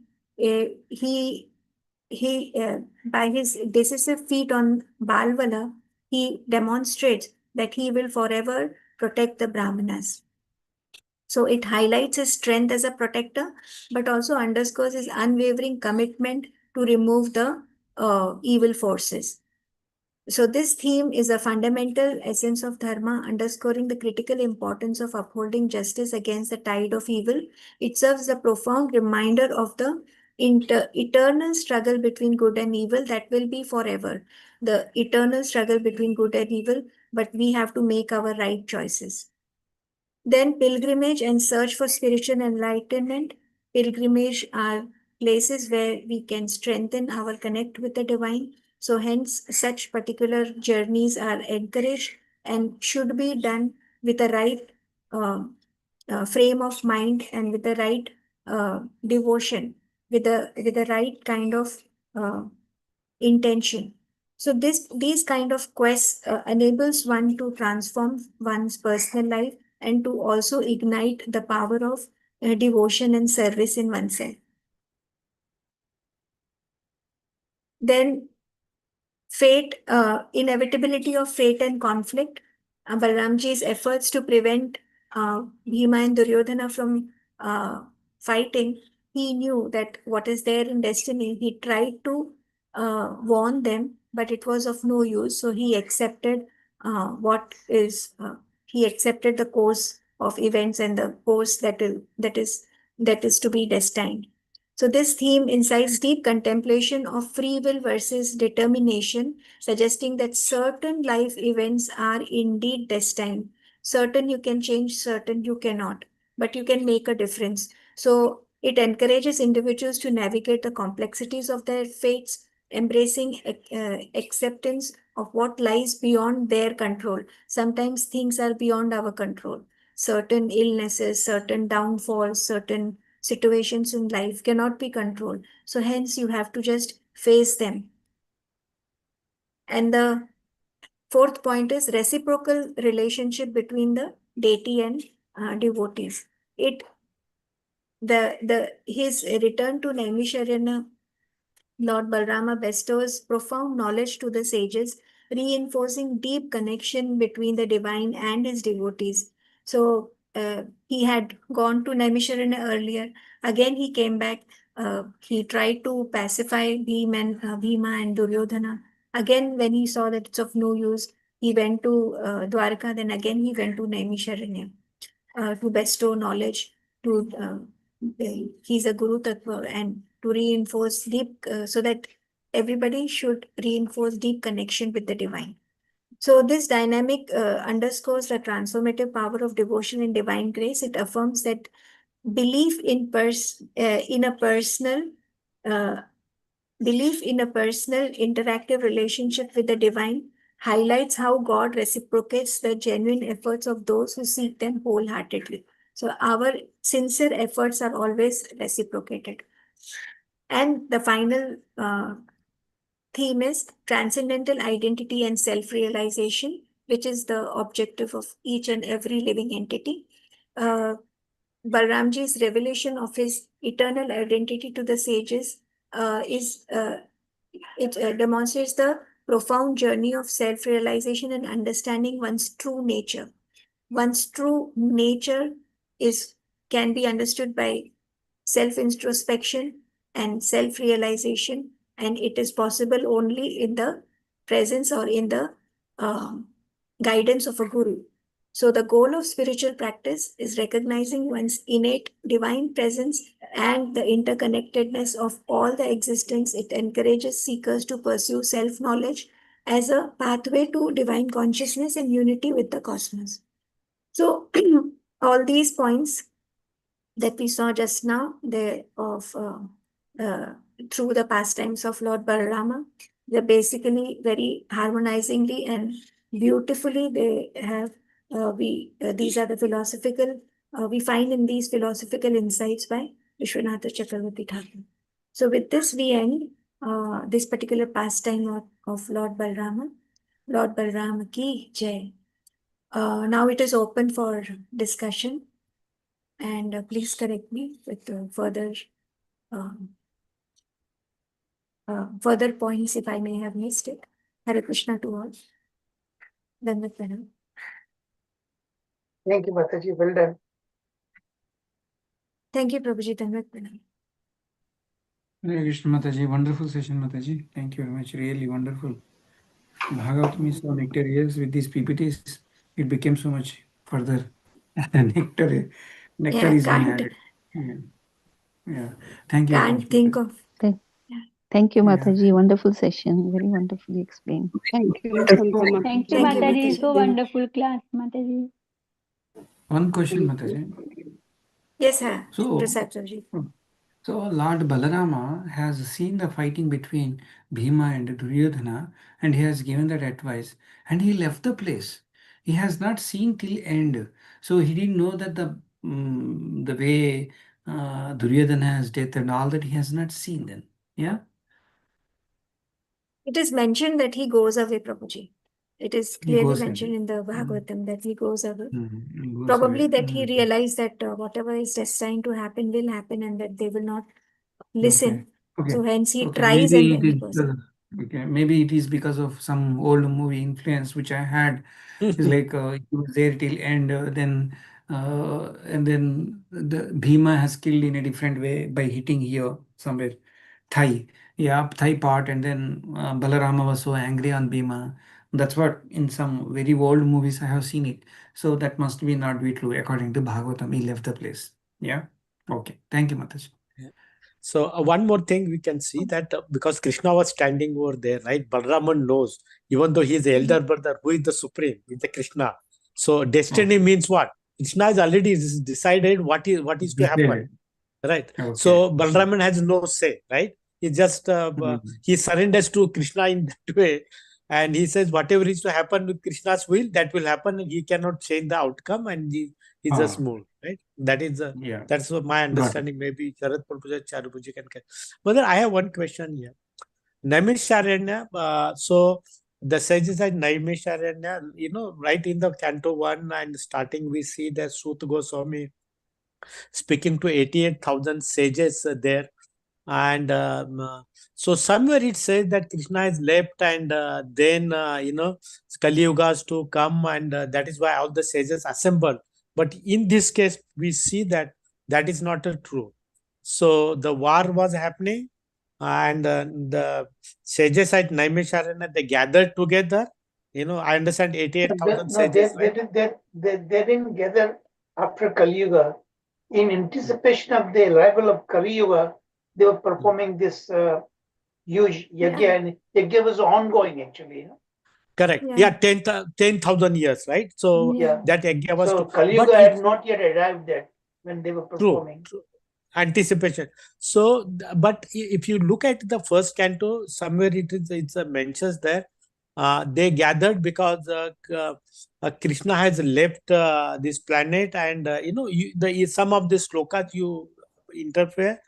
Krishna has left, and so Kali Yuga is there, and what benefit, what all collectively, all the sages they gather together, and what they can do.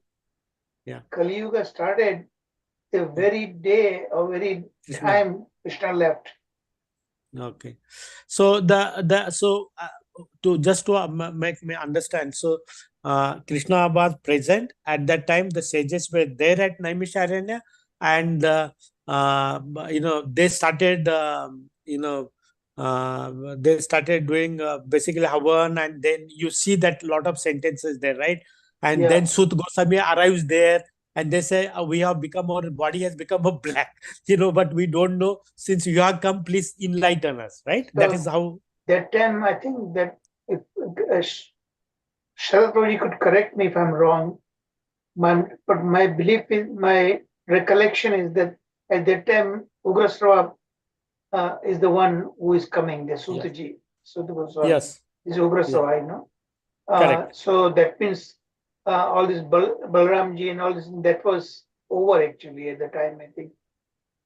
So Yes. what you Prabhuji, what we are saying that he kills Romharsha, and then Balramji goes and he nominates Sut Goswami, and maybe eventually Sut Goswami continues with his his Bhagavata, Srimad Bhagavata. That's how we look at it.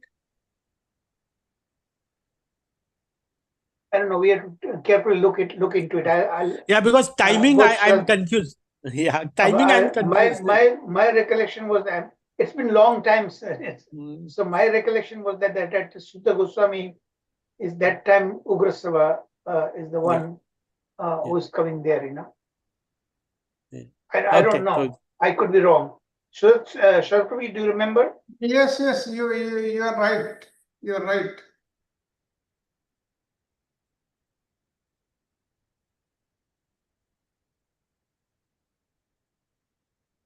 Okay. One Any more other point I would question, like to points? mention. Any question? One more point I comments? would like to mention actually. It is really first time, maybe I have not read this chapter, that Balaram has visited Srirangam, Balaram has visited Tirumala, okay, and he has visited Dhanushkot, okay, and all these southern states, okay, and Tamil Nadu, Andhra Pradesh, and Karnataka and Kerala. Is very, very wonderful to know that he has put his feet, okay, in all these parts of the country as well. It's really wonderful to know. Thank you very much, Mataji. It's really great. Yeah. Thank you. Prabhuji, another part, sorry, Mother, go ahead. No, over to you. Yeah. Yeah, so when he was at the, what is that camouflage of Ganges and those, right? He worshipped the demigod, right? That's what is the mention also there. I was also about to ask this question to Sharad Prabhuji. Balramji he- himself yeah. is visiting the demigod temples, even the Look at Krishna in the Dwarka also, we heard, right? Krishna is also doing all this routine because they were performing as the regular everyone else. So he was following that custom, you know. Krishna This is also to Dwarka also respect he the was- demigod. Yeah. Right, Prabhu? Yes. Naradji saw that he was worshipping. Yeah. One more question But I they have. have- I'm not sure. Yeah. Go ahead. Now, what we have to understand, demigods, they are very highly elevated personalities, okay? So we need to respect that. But they are actually the appointed administrators of the universe by Krishna, by the Supreme Lord, you know. So in that regard, so when Krishna is worshipping or Balramji is worshipping, we have to understand with a grain of salt what it means actually, you know. So they were playing a human pastimes, what everybody ought to be doing, that's what they were demonstrating, you know. So the demigod, was he doing that? Because it mentioned that, right? They should not be worshipped as independent gods like that, you know. That's what we have to understand that. So those demigod, was he doing that Shraddha? Because his father told to go and do Shraddha with the demigods, the connection. See, Chaitanya Mahaprabhu also performed Shraddha ceremony, right? Yeah. Lord Rama also did. Yeah. So that is the usual custom for all of us to follow what it means. You know? But generally, Prabhupada writes in many of his purports, devotees are not really obligated to do all things, but nonetheless they will do it as a required, recommended way of doing it. You know. Yes. One question. Prabhuji, certain. Yeah, sorry. Yeah, Yes, go go ahead. Right. Certain things in the Shastras are very difficult to understand, like how Sharad Prabhuji has mentioned a couple of times, like taking the prasada of a demigod prasad of the demigod should not be taken. But when you say giving respect to a demigod, and when you don't take the prasad, isn't it disrespecting? I don't know. I am kind of respectfully disagree with what Sharad Prabhuji said that time, but I kept quiet, I mean, what is the harm actually, with proper understanding, if you accept, I don't know. I don't want to disrespect Sharad Prabhuji. What he said, what he's telling based on what he read, Yes, but my personal inclination is that not to kind of disrespect. We have been taught not to disrespect all the demigods, So when it happens, because ultimately all these demigods receive their share when we offer respect and everything. That's what they get that by that time power, So we need to. I don't know. I'm kind of having a mixed feelings about that. Yeah, Prabhuji, only one I also read there. It says that since it's not offered to direct Krishna and only accept the prasadam offered to Lord, right? And nobody else. So that is the only argument. Because Is that ultimately what Krishna is, Yagna Purusha, right? Yeah. Ultimately everything goes to Krishna. Yeah, but if they offer, say for example, Ganesha, if offering is that for Krishna, as I'm offering as a representative, you are representative of Krishna, so I'm offering. So that could be different thing. But if you are offering that bhoga only to Krishna, Ganesha, for example, right? So then we are offering to him. And but we should be understanding that Ganesha and all the other demigods are not separate from the Lord. Yeah. Universality is there. They are part and parcel of Krishna. We cannot separate them. They are the appointed servants of the Lord. Everyone, all the demigods. Lord Brahma, Lord Shiva, and everybody. Yes. Why they are said in this context in the ISKCON also, I have read in very many places is, like you see, there are certain demigods, goddesses, to whom this onion, garlic, even non-vegetarian things, they are also offered. So they are not to be taken because they are not. So obviously that we cannot, like Durga, in Calcutta. I heard that Mata Kali's temple, they used to offer this sacrifice of the goat and everything like that. Obviously, we don't, as devotees, we don't accept that. Yes, but what you said, if we accept the demigods as the representative of the Supreme Lord, then it is all right. Otherwise, yeah, that's what I'm saying. That's exactly what I'm yes. saying. As part and parcel of the Supreme, and Krishna is a Yagna Purusha. Ultimately, everything goes to Krishna. But ultimately, the majority of the people, they worship the demigods. How? They think they are the supreme. And that is not the correct. No, we don't subscribe that. But, yes. But when the prasadam is offered, and the brahmanas who are performing that ceremony, they ought to know about what the reality is there, right? So I have, like I said, I have mixed feelings. I don't want to add anything more than that.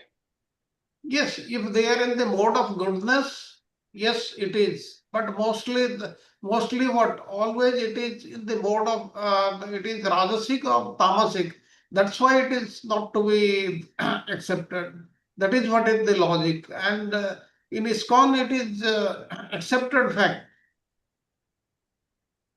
Yes, Prabhuji, in this context, it is correct. You know, Prabhupada, माता जी एक Prabhupada point Lila, मुझे ऐसा Prabhupada, आता है there's a saying that Prabhupada Lilamrita, if you read that, when Prabhupada was visiting some guest, and the prasad was offered, and she offered to Prabhupada also, and there was an onion in that actually, you know. So Prabhupada's disciples were telling to Prabhupada, Prabhupada, don't take that, and Prabhupada kept them quiet, you know. Do you remember that that's given in the Prabhupada Lilamrita? He Yes, did not want Prabhuji. to insult the host, you know. Yes, Prabhuji.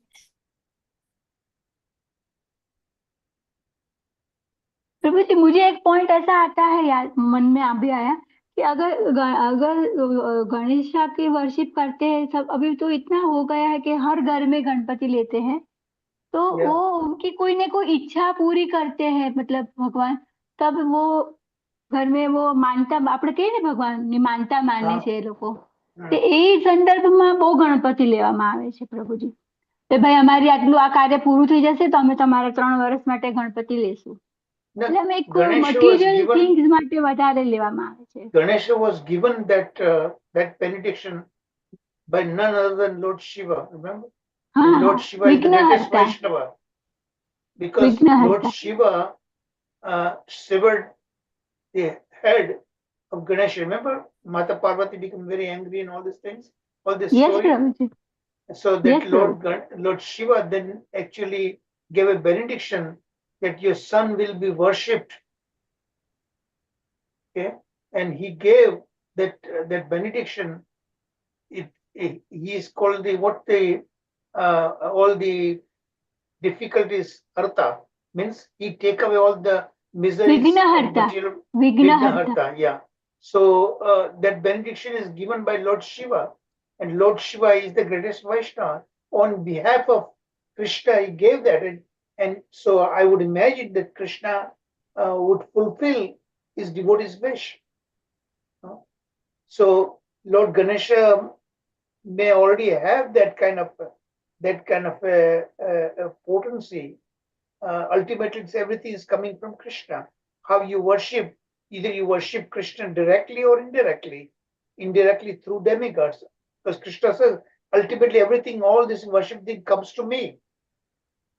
And whatever the benediction demigods give, including Lord Shiva and Lord Brahma, ultimately they can give, and that the potency of the coming true is coming from Krishna. So with that kind of understanding, as Vaishnava, we should consider from that point of view, okay? Forget about what the particular host that we are visiting, whatever in what consciousness they are doing it, we are not concerned about that. Our understanding should be very clear, based on whatever by reading of Prabhupada's purports that goes, you know.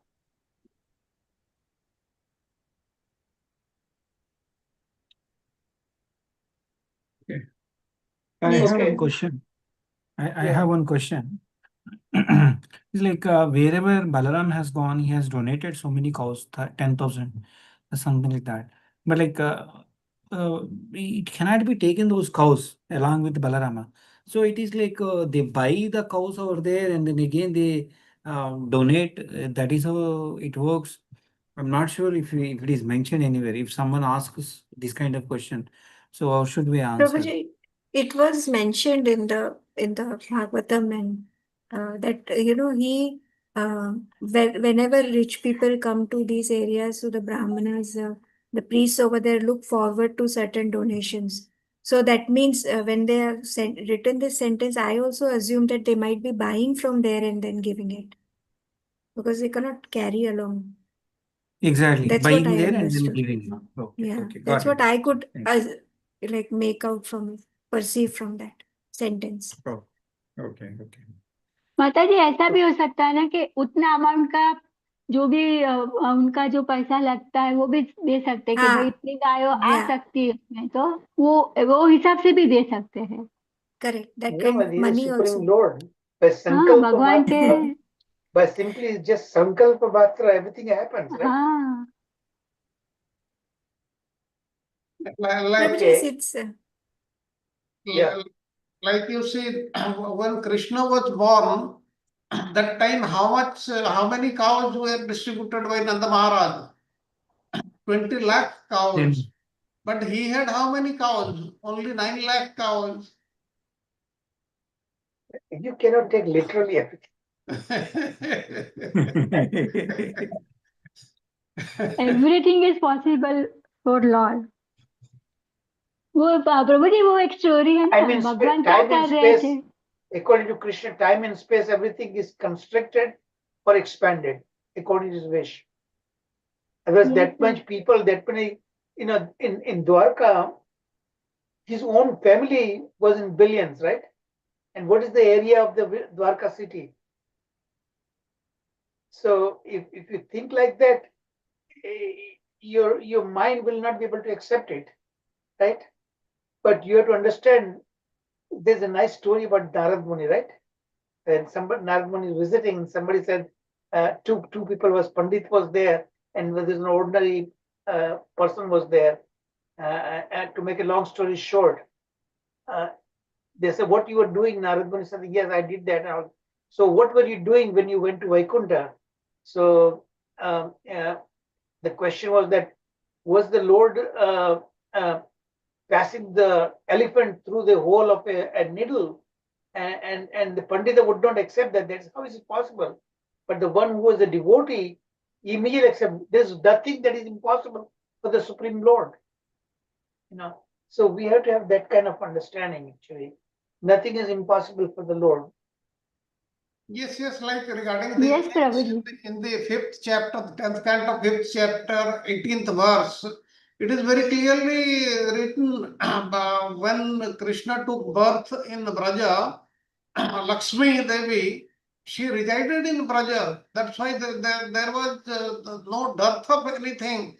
Like Nanda Maharaj, he distributed so many things, but nothing became less in his storage, in his store, in his home.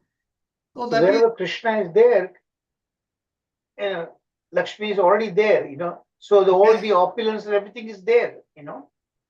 Unlimited opulence, beyond our imagination. So we should not Prabhu ji doubt last about it. श्लोक of Bhagavad Gita. Yeah. Last shloka. Exactly. Yeah. So you see, you should not have a doubt, because time and space, everything is dependent upon Krishna. He can constrict, he can expand. So that is, he is beyond time and space. And that potency he gives to his own devotees too, by his own potency.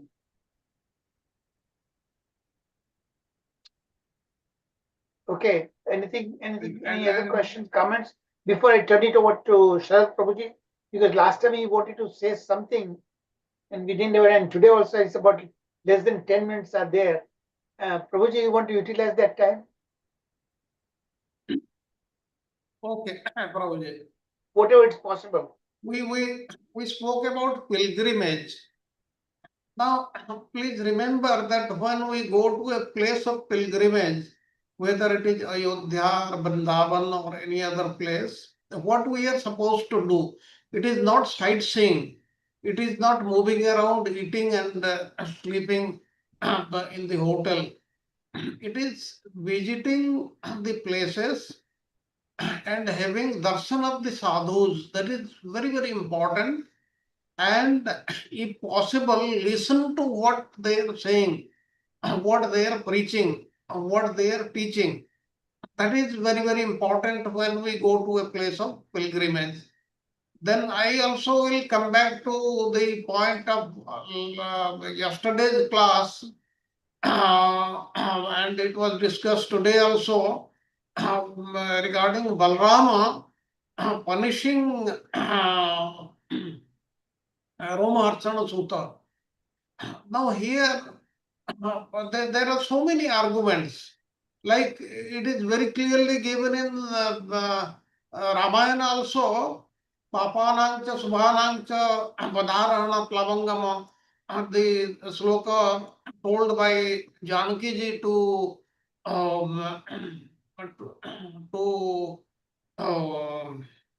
what is that? Hanuman, to Hanuman, that you have to show mercy to everybody, whether one the Papanam or one who is involved in sinful activities or he is a good person, because there is nobody in this material world who does not commit any mistakes. Now the question is, then why the Balram, he did not forgive him? Now the answer is, he is the supreme personality of Godhead. He knows what is correct for the society, what is correct in the current circumstances, in the environment. And as Prabhuji had already explained, to exemplify, to give an example, he did this. One can say in the Mahabharata war, how Karna or um, the various how Karna was killed. He was killed unjustly. Like this, how many other people were killed, and even from Pandava's side, Abhimanyu, Abhimanyu Prabhuji. was killed. All these people, but we should not discuss. We should not take them as improper or unjust, because they all were done because of the will of the Lord. Krishna wanted that, and whatever he wants, that should be done, and that is dharma only. We should not have discussion, or we should not think twice about that. Then there is no time. Actually, I wanted to tell you something very interesting. Nobody would have heard till now. Okay, I'll tell you in the next class. Like what I am going to tell you regarding whether one should take Ram Nam or Krishna Nam.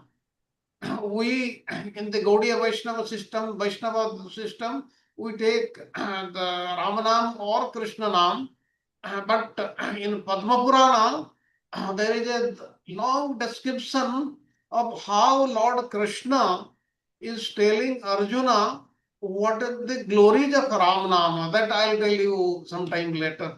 Time is less. So I have nothing to say. Thank you very much, Samta Mataji. Very nicely taken. And then from next weekend onwards, Archana Mataji will be taking her classes.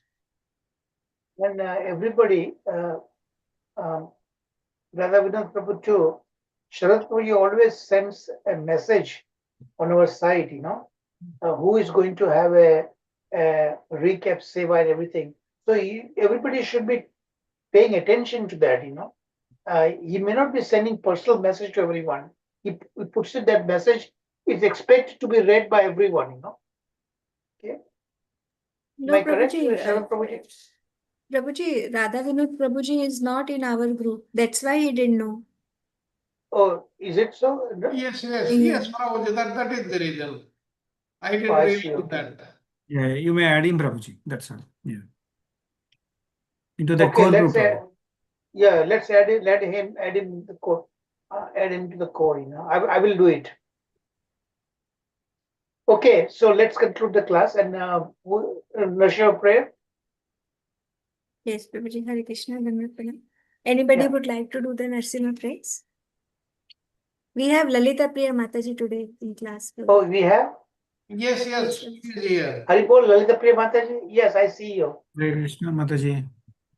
Hare Krishna Lalita Priya Mataji. Dandavat. Mataji, you want to do that? Prabhuji, I think she might not be able to. Yeah, okay, yeah, Anybody sure. else? Yeah. Okay, she is not feeling well also, May I do? So, Samantha Mataji, yeah, you do it, Dipti Mataji. Yes, Dipti Mataji. Most welcome. Namaste Narasingaya. Namaste Narasingaya. Praladaladaine.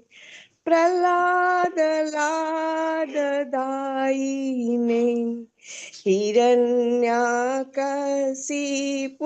बख्याः शीलटङ्कार नखालय इतो नरसिंह परतो नरसिंह इतो नरसिंह परतो नरसिंह यतो यतो यामि ततो नरसिंह बहि नरसिंह हृदये नरसिंह बहि नरसिंह हृदये नरसिंह नरसिंहमति शरणं प्रपद्ये तव कर कमल भरे नाखाम् अद्भुत शृङ्गम् दलित हिरण्यकश्यपु तनुभृङ्गम् तव कर कमल भरे नाखाम् अद्भुत शृङ्गम् दलित हिरण्यकश्यपु तनुभृङ्गम् केशवधृत नरहरिरूप जय जगदीश हरे जय जगदीश हरे जय जगदीश हरे जय नरसिंहदेव जय नरसिंहदेव नरसिंहदेव जय नरसिंहदेव जय प्रहलाद महाराज जय प्रहलाद महाराज प्रहलाद महाराज जय प्रहलाद महाराज जय जय प्रभुपाद प्रभुपाद प्रभुपाद जय जय गुरुदेव जय गुरुदेव जय श्री लक्ष्मी नरसिंह भगवान की जय चारू प्रभु जी की जय जय श्री चरत प्रभु जी की जय असेंबल डिवोटीज की जय वैष्णवाभ्यम नमो नमो हरे कृष्ण कृष्ण कृष्ण हरे हरे हरे राम राम राम हरे हरे थैंक यू प्रभु जी Thank you, Mataji. Thank you so much. Very nicely done. Hari Bol, everyone. Wishing you all a wonderful, blissful week ahead. Thank you, Mataji. Hare Krishna Prabhu ji Thank you, Thank you. Prabhuji. Thank you, Mataji. Samta Hare Krishna. Mataji. Thank you, Sarat Thank you, Prabhu. Thank you, Prabhuji. Chandra. Dandal pranam to all devotees. Thank you. Thank you so much. Thank Wonderful. you, Samta Mataji, wonderful class Thank you, today. everyone. Thank you, Char Prabhu, Char Krishna Prabhu, Sharat Prabhu. Thank you, Rakshana Mataji. Thank you, everyone. Thank you, Sanjeev Prabhuji. Thank you.